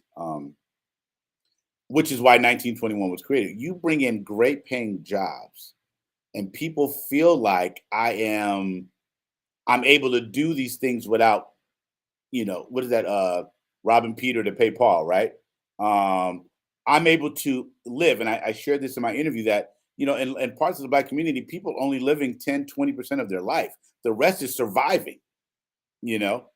But if we're able to bring in great paying jobs, hey, that changes a lot. You take, if someone makes 55,000 a year and they live in a Roseland or Inglewood, in 2 years they'll make $110,000, right? Gross. Somebody working at Walmart making minimum wage, it will take them nearly 7 years to make what that person made in 2 years. And so what happens is now, but in 2 years, they may become a homeowner now. They've got savings, they may have some investments, if they're smart with it, with everything. But that person making minimum wage, they haven't accumulated anything. Why? Because they're only living 20% of their life. They're surviving that other 80%. But if you bring in a great paying job, Ted, companies that do that, it changes everything, because now instead of waiting 7 and 8 years, they can make things happen in 2 years. That's why I said on NPR, 1921 has the ability to move communities forward in 1 to 2 years instead of decades. So I think the idea was Invest Southwest was to business owners, but it was really the people who need it, right? The people in their minds, I need money. If I got money, I'm good. And that's not always true. We saw what happened. They blew that money that we got from the government. I mean, people were going, taking my baby to Dominican Republic. I'm getting BBLs. I'm doing, all that money was spent. Not all of it. Let me rephrase that, because there was a sister who took that money and created a company, a card game, and made millions, right? So it wasn't everybody. And I hate to say black people because it's not everybody, right? But I think, Ted, you're right. It's not just going to be the money. But I also don't think it's also because of what happened in the past, right? And you and I have talked about this. I just believe that a lot of times poverty happens when people are born into poverty, and then they tend to stay in poverty, right? We've all made bad decisions. The thing is, Ted, some people have the capacity and the network, or their parents are able to kind of get them out of that, or they have friends, whereas you have tons of people who simply don't have that. Meaning, it goes back to when people were, if you're making minimum wage, you're not making a lot of money, and you bounce one check and it's $30, and what happens? It becomes a domino effect. Now your account is $90, $180 negative, but you're making minimum wage, which means your check is only $300. And when you deposit that check, 180 is gone already. And unless you have money coming in from someone else, you're never going to make it back up. It's going to be difficult. And I feel like that's where we see a lot of people, because of the kind of jobs and opportunities that are given to them in these communities. What do you think?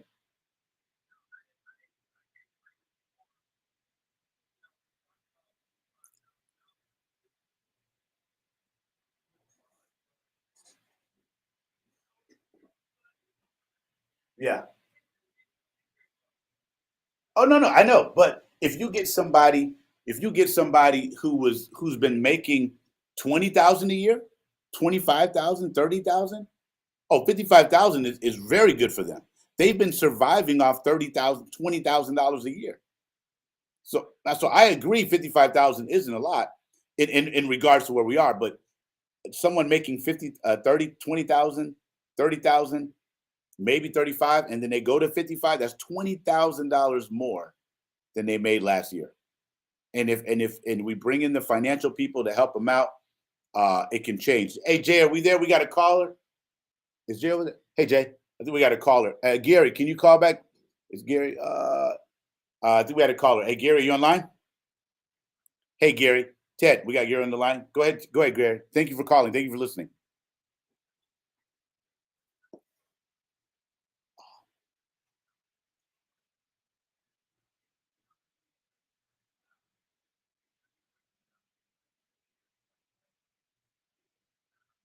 Mm-hmm.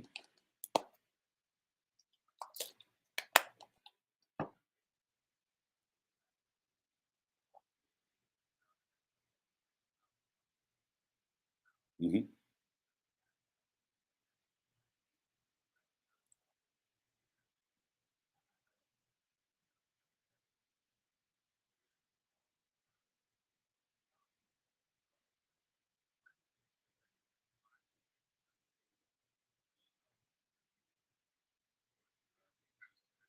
Okay.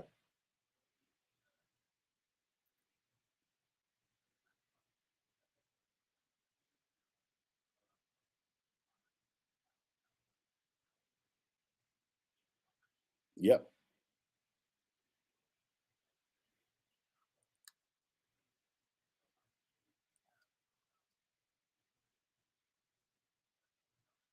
Mm-hmm. Mm-hmm.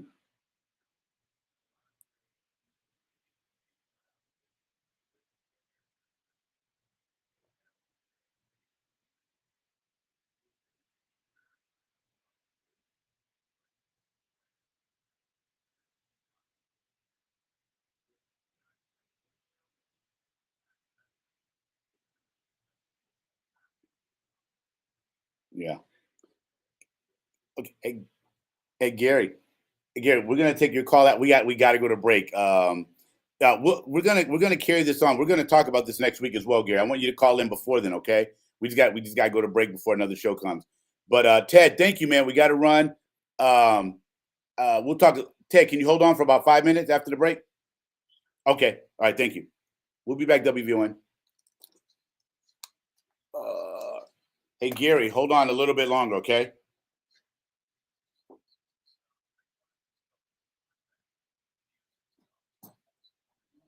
Hey. Oh man, we're gonna finish up this thing, and then I'm gonna have you come on right after this. Yeah. No, please say that. I mean, we're just gonna. Yeah. Because you're gonna be on this side.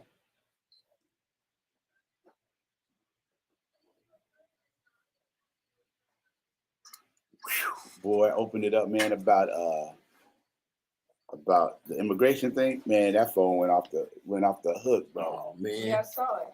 People were like, Where's You're your not feeling it. Where do you go live at from your computer? yeah, right here. Mhm. You gotta open that page up on Facebook. Is it? Yeah, no, how did I do that? I'm on Facebook. Going to edit privacy. Since we're here now, let's go. Okay. This your Facebook? Yeah. You see that little world right there? Hit that. Mhm. You see And you open edit up to privacy. Always hit the world. Hit public. Oh. Done. Now Oh. everybody can see it.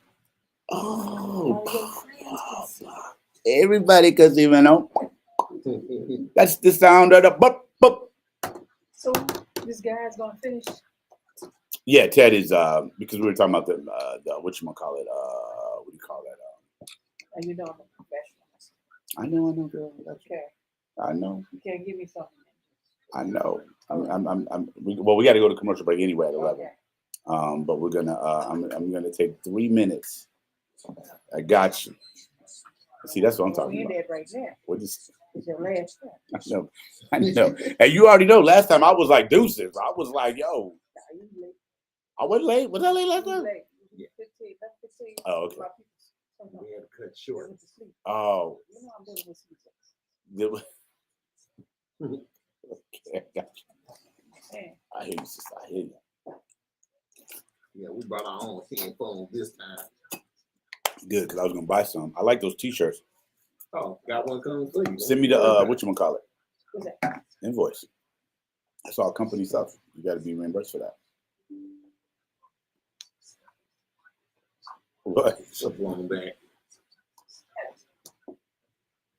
Yeah, girl. You Discord. You put it in the thing, so I did. they gave me this pot bag. Oh, my cousin just brought up a great point. How do I get back to my how do I get back to the there it is. Booyaka. They don't have actual plan. And this is true. I'm gonna bring this up. Cuz you're right. I'm gonna bring this up to Ted. Is that if you don't have, and I shared this with kids, if you don't have a blueprint for your life, you don't have a plan for your life. You're just out here living. You're literally just out here living. You know what I mean?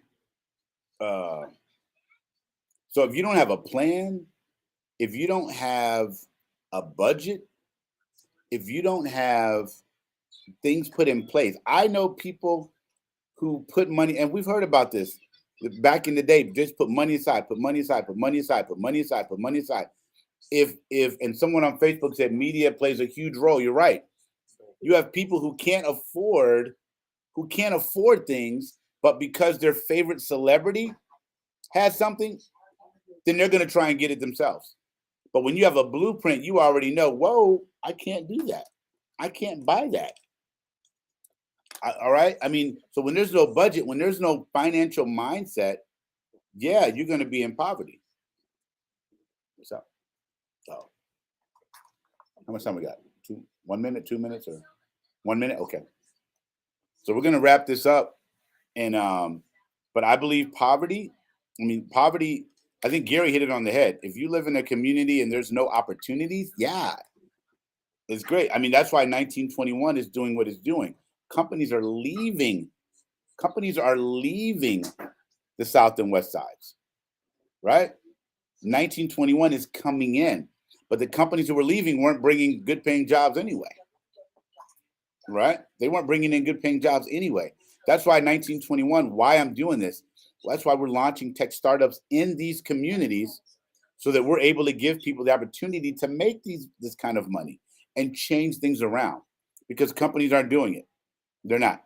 When you look at communities across. So we're coming back right after this break. We're going to wrap this up before Dishin the G comes on and takes us home. Thank you, everyone, for listening and watching. This was an exciting show. We talked about mental health and yoga. Namaste. Namaste. All right. We talked about that with Nubia, my home girl, Nubia. Okay. And my cousin said to me, folks want to look rich. You ain't lying. They want to look rich. Okay.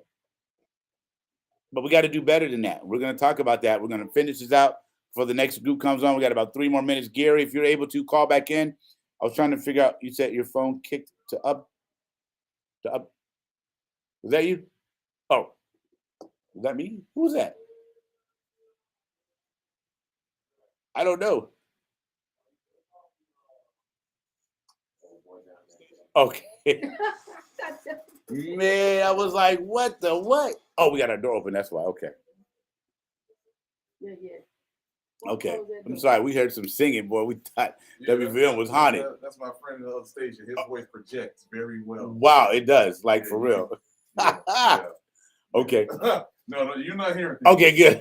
I was like, because remember that time we had something going on with the people? Man, it was crazy. Yeah. Okay. That ain't the case here. No, that's just him. All right. I love it. All right, we're ready, boss.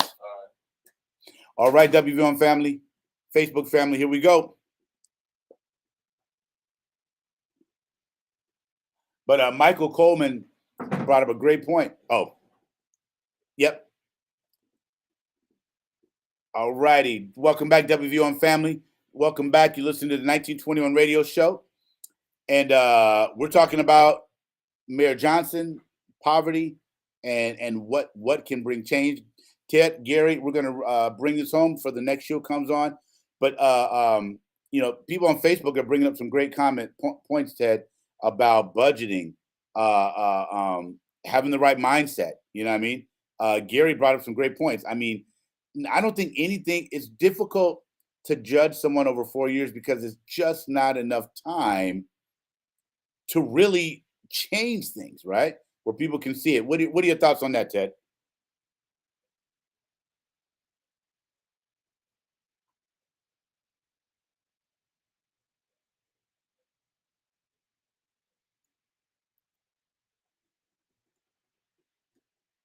Mm-hmm.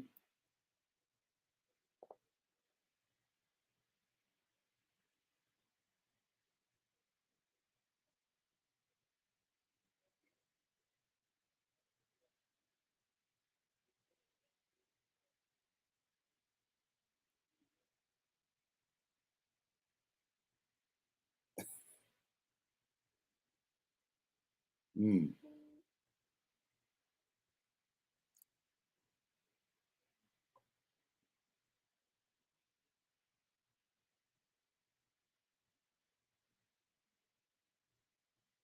Mm-hmm.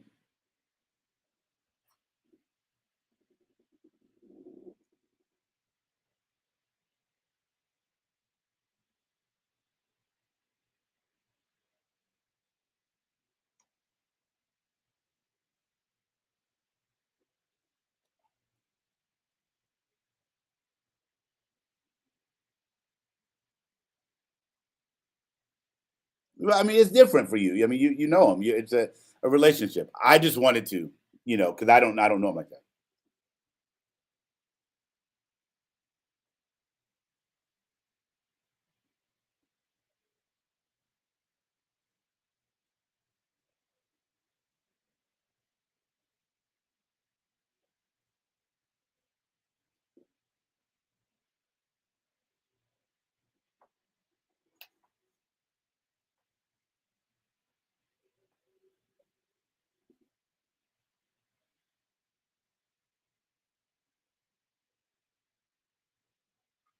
Hmm. We all, yeah, we all suffer. I get it, bro. Trust me. But there are people who will. I mean, we've seen it in Congress that will sabotage the whole play. For a reason. Not Mayor Johnson, but there are people who will sabotage it to make him look bad and all this other stuff and not work with him. We've seen that through Rom and Lightfoot and Daley, and everybody else. It's just the nature of the beast. So, Ted, please tell us a little bit about 1619 so we can go. We got another show coming on. When is the next play? Next performance? Okay.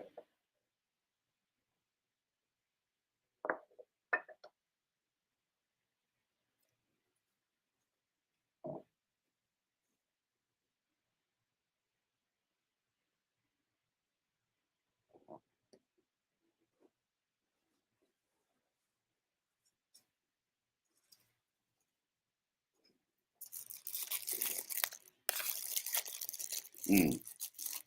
Entertain and educate.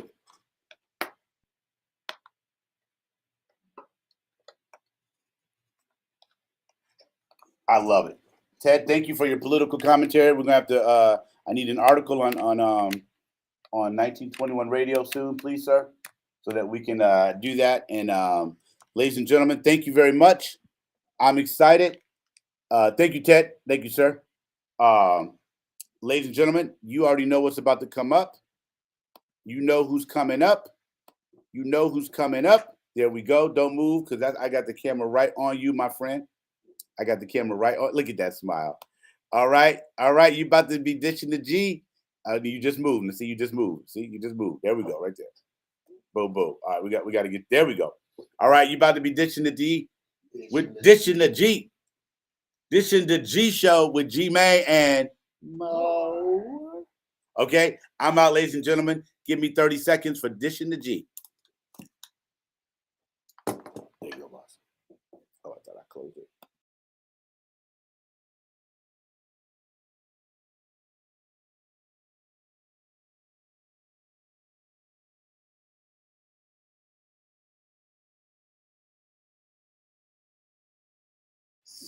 Boom, there it is. You got to unplug. You got to.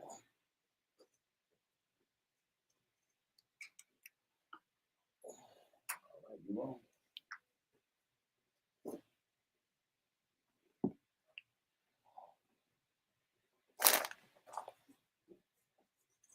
Which one is it? This is your. Oh, yeah.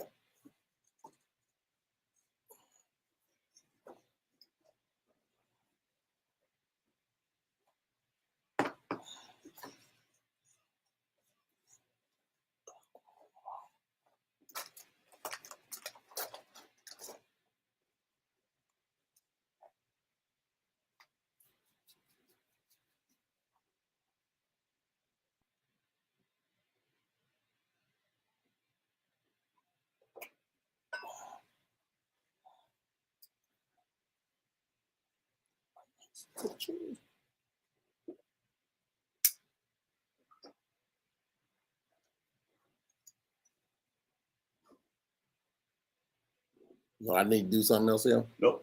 You just give him the thumbs up when you're ready to go. Because you're already live on Facebook. Oh, no. Oh, where did she go? She moved. So you may have to come over this way. There she is. Okay. All right, he's ready.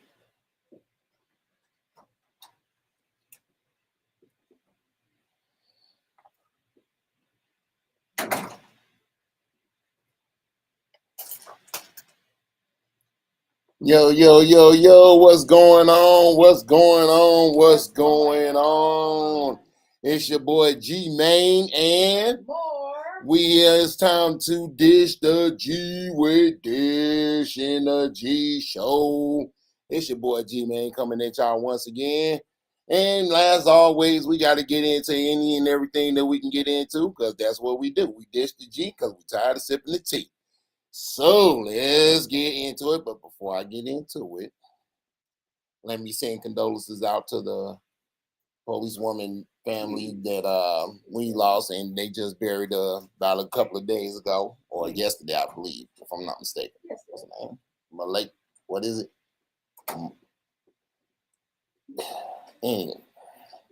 Anyway. Forgive me, I don't want to disconnect. We send condolences out to their family.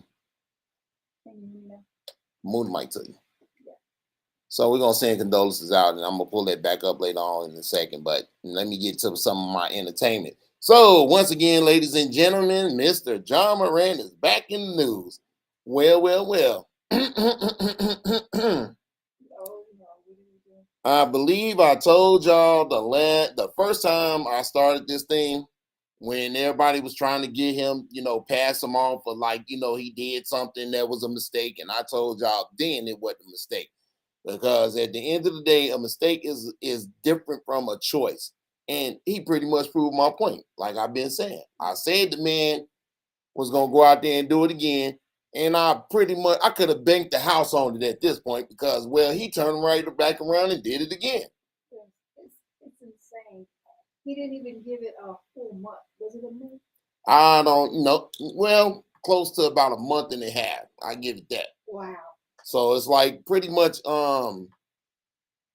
he just, it's this thing that people do where we try to be passive about stuff that people do. Now, my whole conversation about this last time was that he trying to put himself in a place where we trying to get out of. What is all of that? On social media. It ain't, this is more than just social media, because now you making decisions. You had 240. You got a $240 million contract, and yet you out here acting a fool. Like, all of what you did, all of what your parents did to help you get there don't matter. You just worried about yourself, and then you involving others via the kids that's paying attention to you.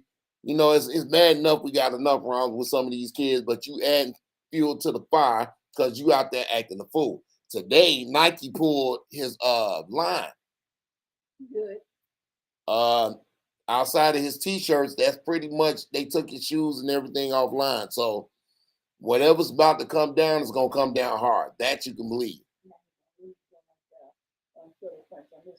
Oh well, from the meeting with David Stern, basically David Stern is pretty much what you would expect. Listen, I gave you this chance, and you went out there and you disappointed me, and yada yada yada. And he said it's gonna be swift. So it ain't gonna be all this time. It ain't gonna be so passive. And people need to stop doing that. Like I told y'all last time, there's a difference between people making decisions and making mistakes. A mistake is something of the unknowing, something you didn't have knowledge of. But this dude had knowledge of what he was doing, and he turned right back around and he did it again. So what's the point, right? It beats me. I gave up. No, well, see, that was my thing. I pretty much said it through the door. Because at the end of the day, if you don't change the circle of people around you that's helping you get into trouble, they don't care about your money. They ain't got your money. You the one that just got to go out there and make your money. So like I said the first time, and I'll say it again, I don't feel sorry for him. Because at the end of the day, this pretty much what he wanted. He put himself in position for this stuff to happen, and guess what? Now it's happening. And so now it's like, what he gonna do? The NBA hasn't really spoken out against. They haven't really spoken out as far as what they're going to do, but you can see the telltale signs with Nike pulling his stuff from the shelf. Now there might be a little reverberage in that when it comes to what Nike did, because it's almost the same thing that happened with Kanye West. Now, when Adidas took that line from under him, they had to turn back around and put it back because, well, it got stuck with inventory. And I'm pretty sure that's what's going to happen with Nike too. They're going to have to, because it's all sitting there and they got to get rid of it. So just be looking out. They might be much cheaper than normal. But then again, some people say it might be harder to get. So you never know when it comes to this type of stuff. So let's just keep all that and keep it where it's at. At the end of my day, listen. Everybody always talking about what our youth, what we need to do for our youth. I'm going to tell you what y'all need to do. Take y'all butts up there to DCFS, have a nice little sit down with them about raising children, because apparently they don't care too much about the way that's done. They want you to do it their way, and that's pretty much why we stuck in these ruts we stuck in right now. And I'm just being honest about it, because at the end of the day, man, some of these kids need it, and we just being flat out honest about it. So at the end of the day, that's pretty much where we at with that. Did you say anything? I mean, did they give him the mic? Did you have the opportunity to explain why he did it again? You can't honestly. I'm curious. Honestly, you can't really explain why you did the same thing that you did the first time. Was it liquor? No, ain't none of that.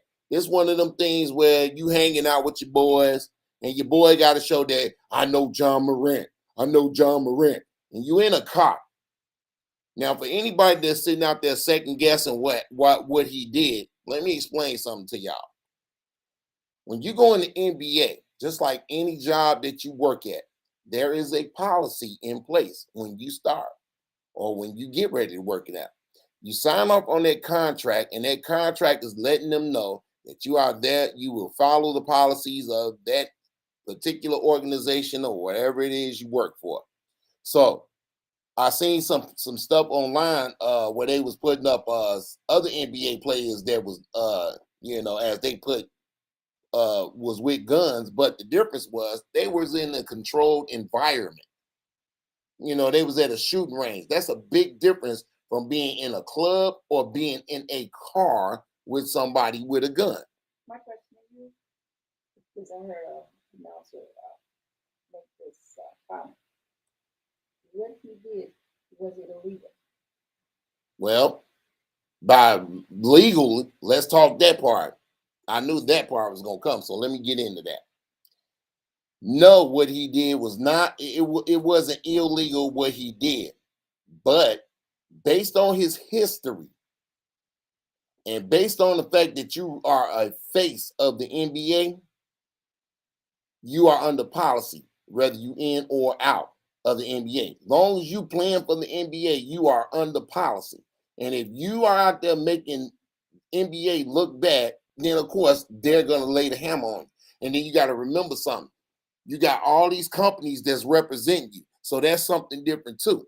So like if Nike represent you and you out here flailing guns around, I think Nike don't want to be tied to it, although in a whole lot of instances they are based on the streets.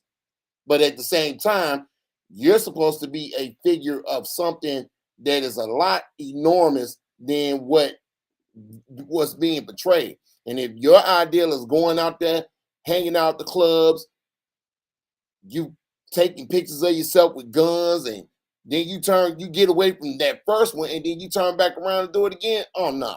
Oh no. For those that let him pass that first time, the commissioner, I can already imagine. I was like, man, I know he's super disappointed. Because he went hard. Yeah. So at the end of the day, that's like, That's a slap in the face, because at the end of the day, everybody went to bat to try to pass off what he did, but I already knew that, and that's why I said what I said at the very beginning when it happened the first time. Because first and foremost, he didn't even do the rehab. Ain't no way in the world he went to rehab for about a week and then came back talking about he was good. Come on now. Come on now. Yeah, I know everybody up there know better than that. I know y'all know better than that. So that's pretty much where everything is at with all of that. I'm gonna go back and once again give condolences to the family of Ariana Preston, officer Ariana Preston, which was buried yesterday. I'm telling y'all, man, it's getting bad out there. It's bad out there. You know, it's bad at the fact that that it happened to her first and foremost, and I mean, it's a whole lot of entities that's tied to that, and I'm gonna get into it sometime in a little bit with this show, but overall, we're giving our condolences, because it shouldn't have happened in the first place, and I'm guessing that's kind of how it is. You got these kids out here that's running around. I done heard people talk, and all I've been hearing is people talking about, oh, well, they need programs. And man, listen, let me tell y'all something. We've been had programs. We've been having there since we was kids. Thing is, in this day and time right now, you got parents not being parents. That's first and foremost. You got DCFS that's interfering in and telling y'all what to do with your kids and how to do it with your kids. But they're not there raising your kid. You think it ain't your child? You know what? It was I think Eazy-E said it best. My baby ain't never hurt nobody, but he still got smoked at baby's party. That says a lot in one line. And what's got to happen and what we need to do, we need to start getting a hold of these kids, period. Stop playing friends with your children. Start being an adult and a parent to your kids, because this is why we're dealing with what we're dealing with right now. And I'm saying it from experience. I'm telling y'all, this ain't gonna work. Then you want to try to pinpoint and try to turn a negative and say, well, they getting locked up in this, that, and the third. And listen, for those who are around my age and those who came up around my time, we know better. And it just comes down to the same thing that it's always been. Y'all need to parent and stop being friends to your children. And Stop blaming the mayor for what the kids doing. I'm just thinking the new mayor just got in yesterday. They just go to show what I'm saying. This is insane. They finding excuses and reasons for stuff that their kids doing, but don't want to take the accountability for what they're not doing. So at the end of the day, parents, take accountability for your children and start getting to a point where you guys start pulling together, just like we did. It takes a village to raise a family. Yep. So that's what it is. But again, that's gonna be something we tap into later. So let's get to the next thing. So there's this thing with Gabrielle Union and Mr. D Wade, where Gabrielle Union said she pays half the rent, and or better yet, half on the bills. And there was a lot of people that had a lot to say about that. Well, let me tell a lot of y'all something out there, because some of y'all done got into this millennial stuff and seem to forget. First and foremost, as men, we wasn't raised as suckers. That's first and foremost. We was taught to be providers, but we was taught to be providers for our wives. Now, if our wife decide, okay, or you get together with your partner and say, hey, we're gonna pay these bills together, whatever, that's what they do. That's their marriage. That's what they want to do. Who is y'all to be criticizing them about that? And let's just be real.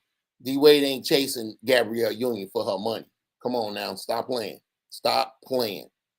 She got her money and he got his money. But at the end of the day, that's how she feels.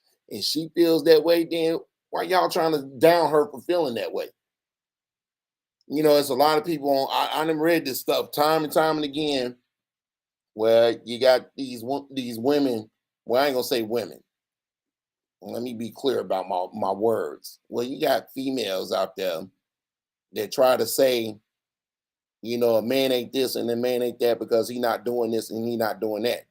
Then I seen something that I've seen many times over where they say, oh, well, men scared of strong women. Okay, I'm finna clue y'all in on something. Men ain't scared of strong women. Why? Because we was raised by strong women. And we still got those strong women around us. You think they don't teach us what to do, how to do it? You think we wasn't paying attention? See, y'all need to get out from under that curtain and start understanding that in this lifetime, first don't call for something that you ain't doing. Let's just be honest. Y'all keep talking about what somebody brings to the table. Okay, we ain't got to question that. Y'all been out there listening to Steve Harvey and all of them try to tell their tales, but while they telling their tales, look at the back tail of what they telling. Y'all missing the whole point of what's being told. You got these men standing out here trying to tell you, and these rich people, by the way, let's be clear about that too. These rich people with rich people problems. So Gabrielle Union decides she want to put on half, whatever the case may be. Can't nobody out there sit up there and tell her what she can and can't do as far as what she wants to do. If that's the decision that they made as a whole, then that's what they're abiding by. Who are we to talk about it? If you were to get 10 couples into one room and ask them a question, gender roles and money. Yep. Everybody will have a different explanation, answer, or whatever. Everybody does something different. Whatever works for you in your home, that's what it is. If she brings home all the money and he decides to stay home with the kids, if that works for them, hey, let it be. But everybody has these opinions. Yeah. And you know what? That's what's messed up about this day and time. Everybody trying to force their opinions about what a relationship should be. Okay, now I'm finna give y'all the tune. Ladies, first and foremost, stop telling other women what a man should be. First and foremost, y'all don't even know what a man should be. You know why you don't know? Because A, you're not a man. That's first and foremost. Every man's path is different. Stop trying to act like we're the same, because we're not. Just because we're men don't mean we all the same. All this stuff is what's flying around, and y'all need to really get a grip on what y'all saying, because at the end of the day, you still got to come face to face with your guy. Let's be honest about that. You still got to come face to face with your guy. And I'm sure, I'm almost 90%, if not 100% sure, you ain't saying none of that to him. I promise you not. And don't try to hit me with oh, that's because he not. No, he not. Stop playing. Stop playing. Stop playing. We know better than that. Better believe we do. But them just some of the issues that we keep facing, and people need to stop trying to tell other people how to live their relationships. First and foremost, everybody got their own path. Everybody, not just men, women. We all got it. Yeah, and all that thing about, carrying baggage over, I don't care what relationship you get in. You gonna carry over some baggage. I don't care what happened, because your baggage is your teacher. You keep forgetting you stored stuff in there that you learned over time. So stop trying to act like you're not going to run into this stuff. This is what they decide to do as a whole. If that's what they're doing as a whole, who are we to judge? People need to stop doing that. Y'all need to, y'all going to talk about her because she decides she's going to help pay half on the rent? Oh, I'm pretty sure D. Wade told her she didn't have to. But I'm sure Gabrielle Union, being who she is, insisted on it. So at the end of the day, stop judging. Stop trying to act like y'all know, because you don't. I don't even know. I'm just telling y'all some of the things I see, some things I hear, how I was raised as a man. And you better believe me, my strong women in my family gonna definitely tell you I was raised under them. And I know a lot as far as what I know. And I ain't just talking out the side of my neck. You can believe that. So y'all keep on walking around with them theories like men scared of strong women, because we not. You keep getting them strong women raised us, and they taught us a lot as young men. So stop it. All right. So yeah, them just some of the things that we tagging on to. And like always, we're gonna keep getting into it. Now tonight, seems like the Lakers couldn't get past the Nuggets for the second time. Well, I can tell you this much. Something came out online today, and I thought it was a fluke, but guess what? It's got some type of levity behind it. It's an NBA script for how the playoffs supposed to play out. I got a picture of it. Believe me when I tell you. Where did you get it from? I got it off. I got it offline. I'm not gonna say, but I know it wasn't just one place that I got it from. Because when I saw it the first time, I thought it was a fluke, but then it came up again in something else by a different source, and I was like, okay. So you mean to tell me somebody put a play-by-play of what's supposed to happen and who's supposed to do what? Now let's be clear, and nobody gonna sit down and go play by play because you'll be writing a book trying to do that. But it did say how the outcome's supposed to be. And that's something that I was reading on. And I'm gonna tack it up on my page soon. So just look out for it because I'm gonna tack it on WVON's page as well, so y'all can see it. And then if y'all know anything else about it more than I do, then go on and say what you say about it. But ladies and gentlemen, the lines is open. Call us at 773-591-1690.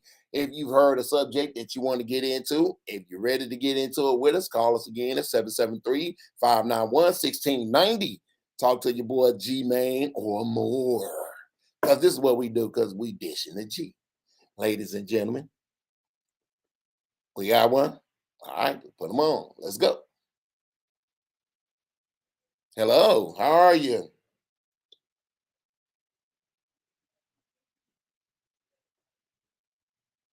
The policy. Okay, so you know how he's a face of the NBA, right?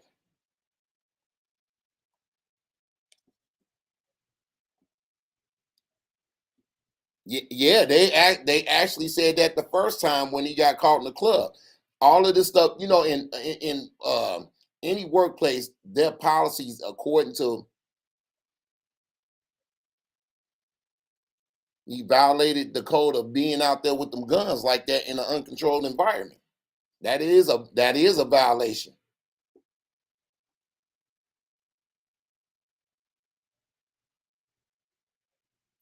I'm sure the way they got that policy set up is real technical, but I can almost assure you, just like anybody else that's been in these type of situations, that's in their policy about being aware and being clean about what you're doing.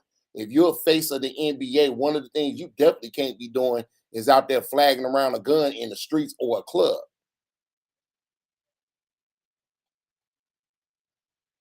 Listen, I can assure you.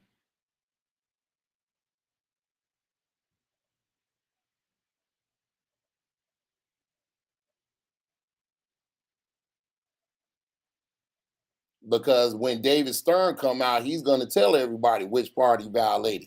But for most, Well, actually, it is in the policy. Profession. If you give me a minute. Possession of firearms are deadly weapons is prohibited for NBA players when they are physically present at a facility or venue owned, operated, or being used by a team, NBA, or any league or entity while traveling in a club.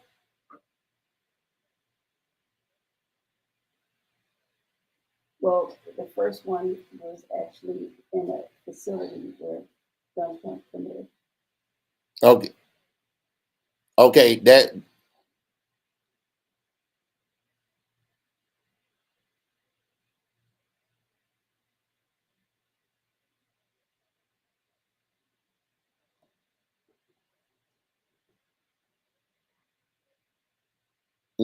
just like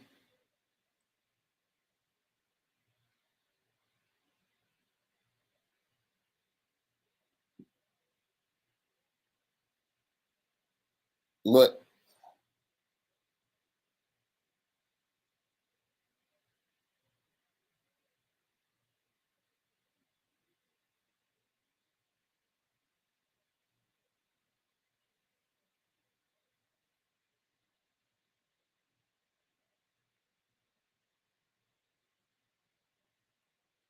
Actually, I know this just from the working world itself. Stuff like that always gets you in some type of trouble. And after he got listen,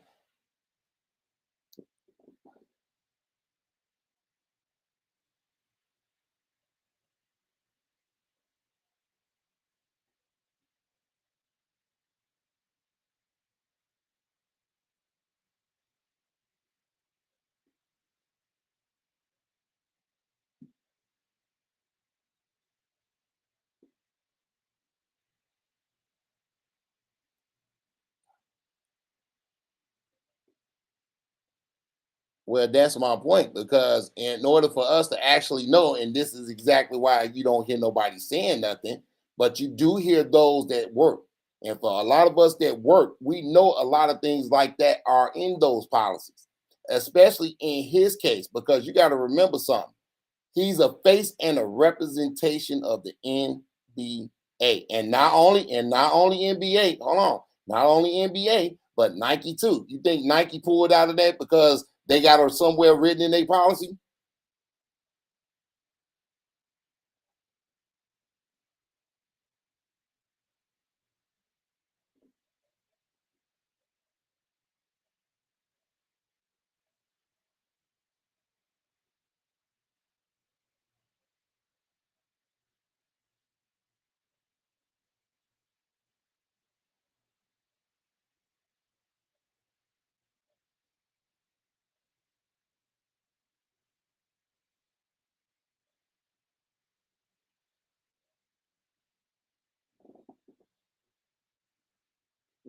He's not my brother. I got kids who look up to him. I mean, the people like that. I don't. He is a representation of our people. Correct?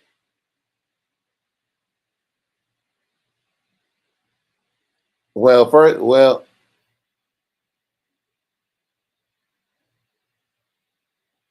we can't that, but see, that's the thing. That's the thing.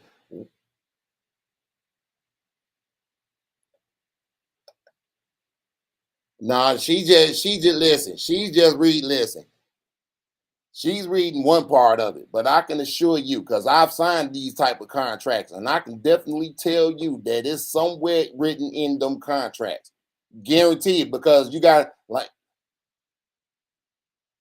I got a question. I got a question. How many NBA players that you know in your time that you seen do that? What he's doing? No, no, wait. It does matter. And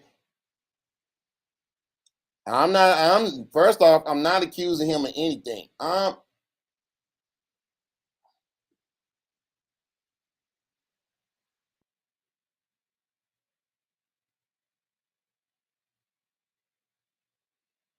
Ex-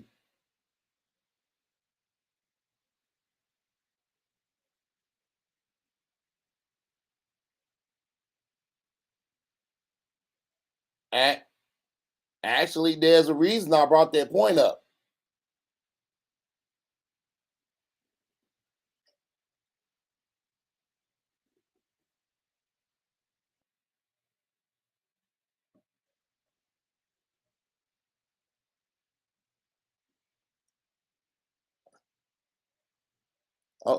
Okay. Let me ask you a question. Let me ask you a question. You got a job. You got a job, right? Okay. I don't know how big you are in your job, but I can tell you from any job that I've had, when it comes to representation, how they act towards any type of thing of that nature. If I get arrested or whatever the case may be and caught with a gun like that, I'm gonna be fired, flat out. And why I asked you that question?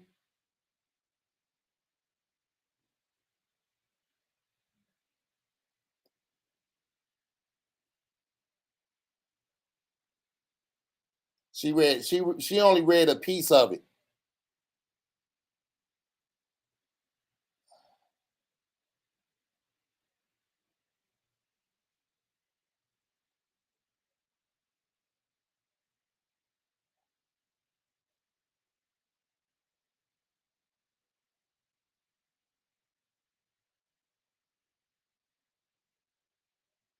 Ma'am, I'm sure one thing I know for certain, I'm sure they have a representation clause in there.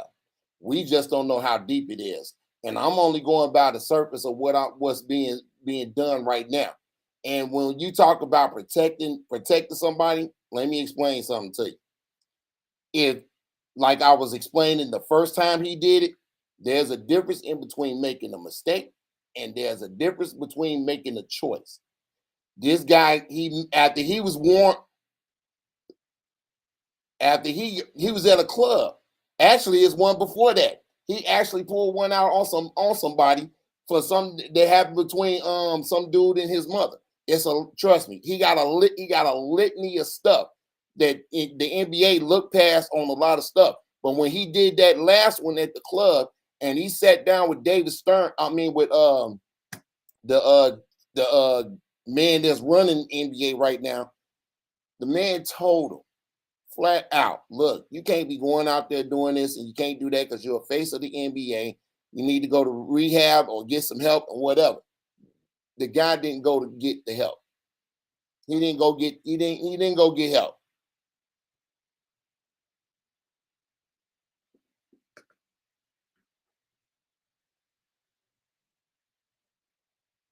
He had the gun.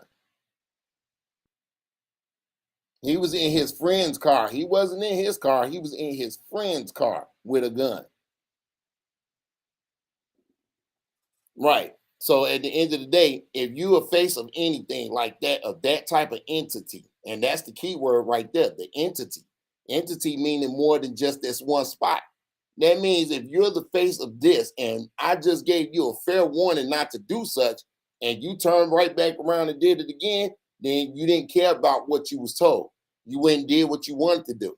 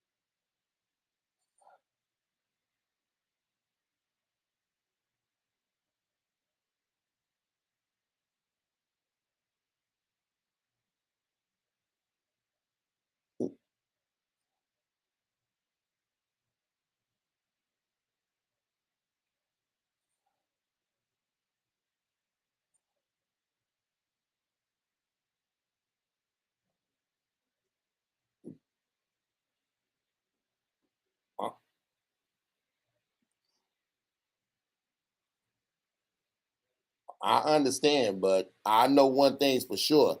It's in that contract somewhere. And when the commissioner comes out to tell that, John Morant, because just like anything, when you're doing an investigation, you don't really speak and say nothing until they're done with the investigation. Like, yeah, because they gave him fair warning when he did it the last time. And that's what I'm saying. It's them thing. I'm not the type of person.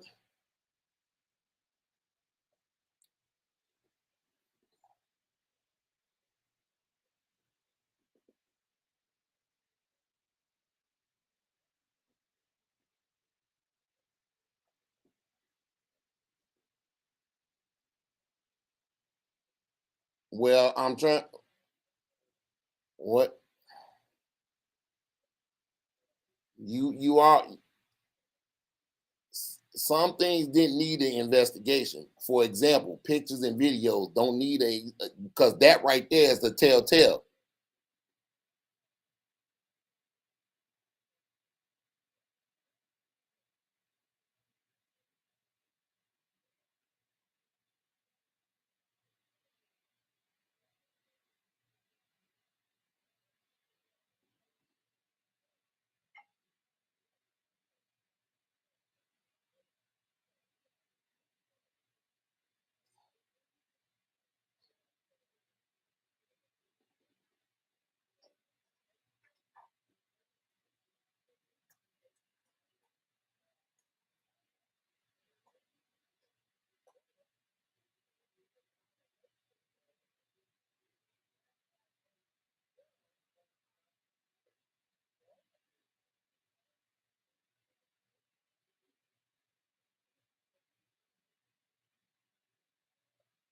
Nah, that, like I said, she was just reading one part of it, but I know it goes way deeper than that. But I know there's a code for all, any sports got a code. Every sport got a code, and we can't say what it is because he hasn't. The commissioner hasn't came out and said what it is.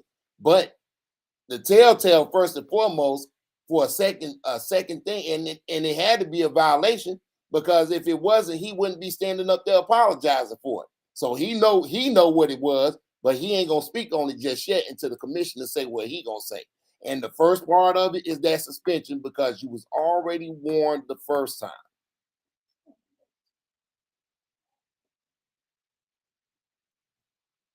Yeah.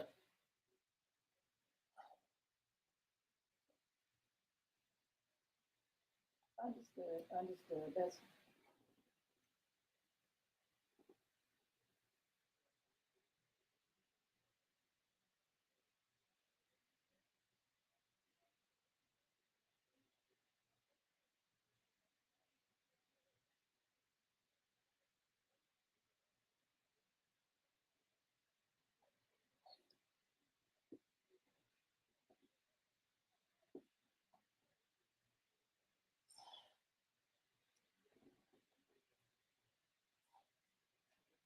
No, but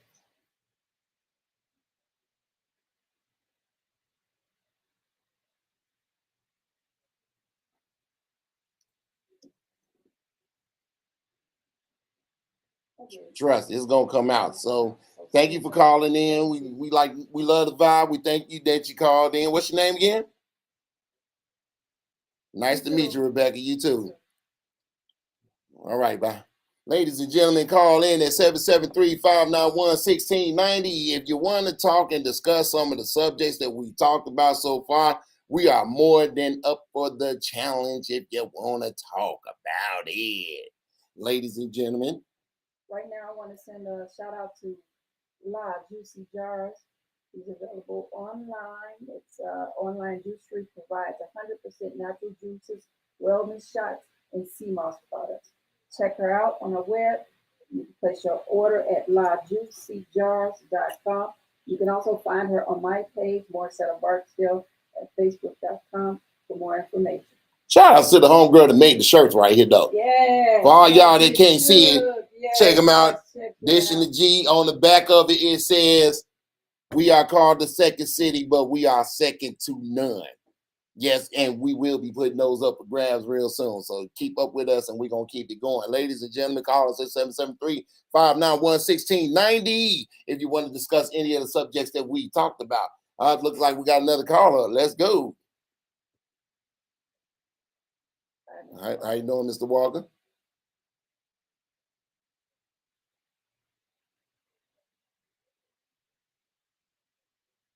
Yep. Yes, sir.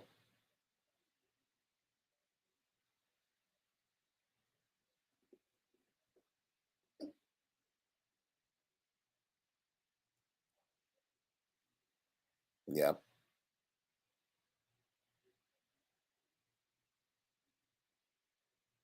Yep. Yep. Yep.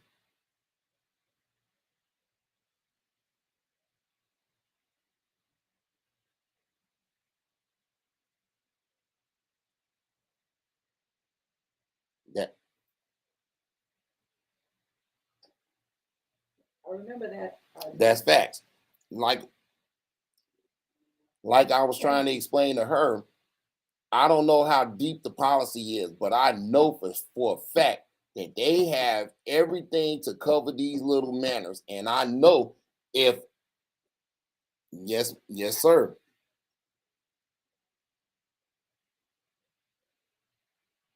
Yes, sir. Yes, sir. That's facts. That's facts. That's facts. Thank you, sir, for calling in. We'd like to thank you for the energy that you're giving. Thank you for that, and we love you for it. Thank you, sir.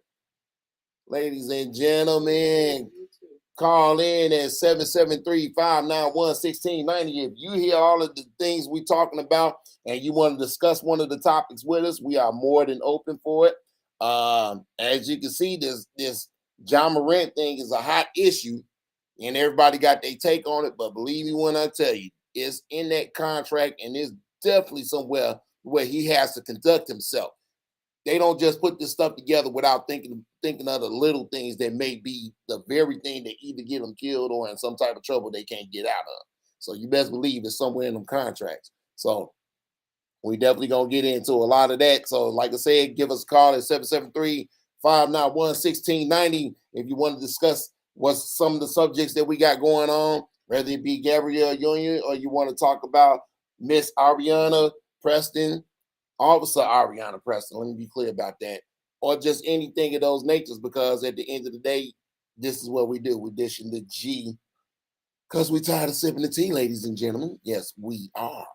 So, more stuff to get into. I was on the Lakers and the Nuggets, and I was talking about how this thing popped up with a letterhead from the NBA about how the playoffs are supposed to play out.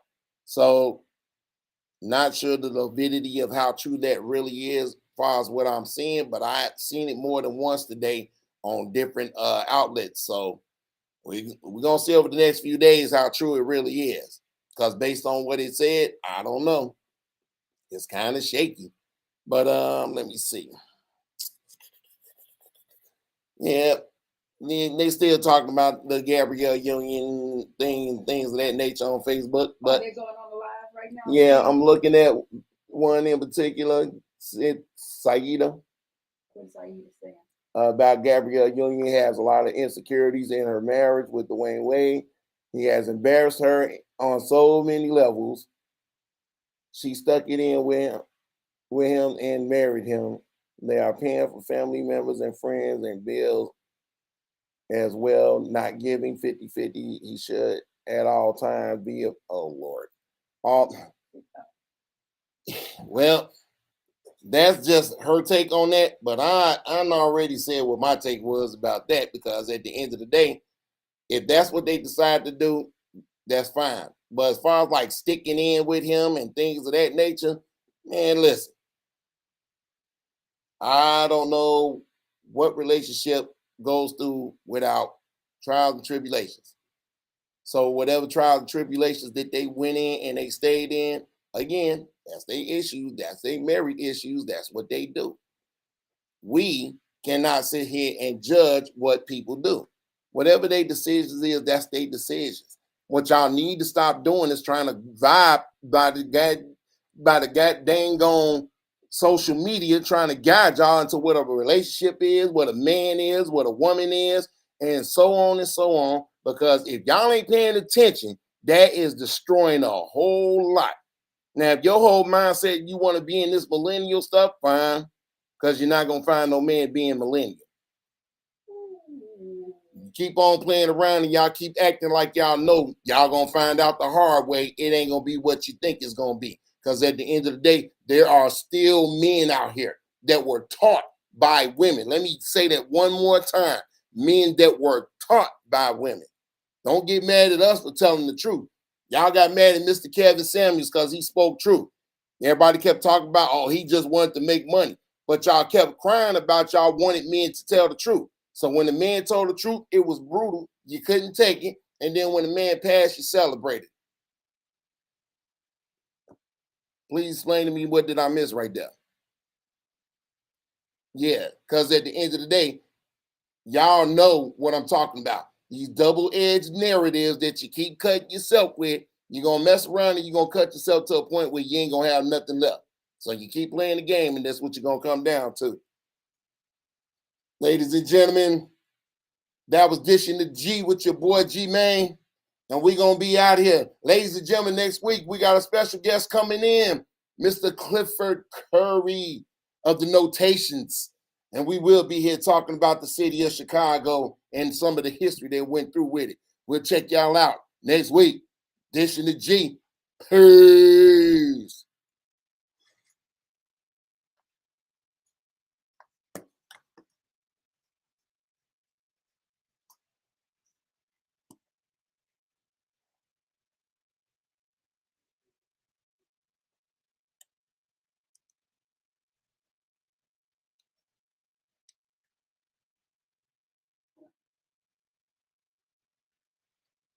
Are we done? Okay.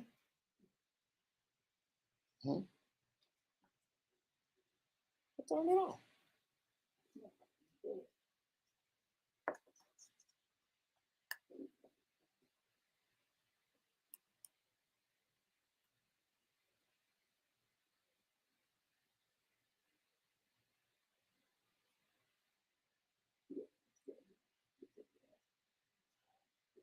What time is it?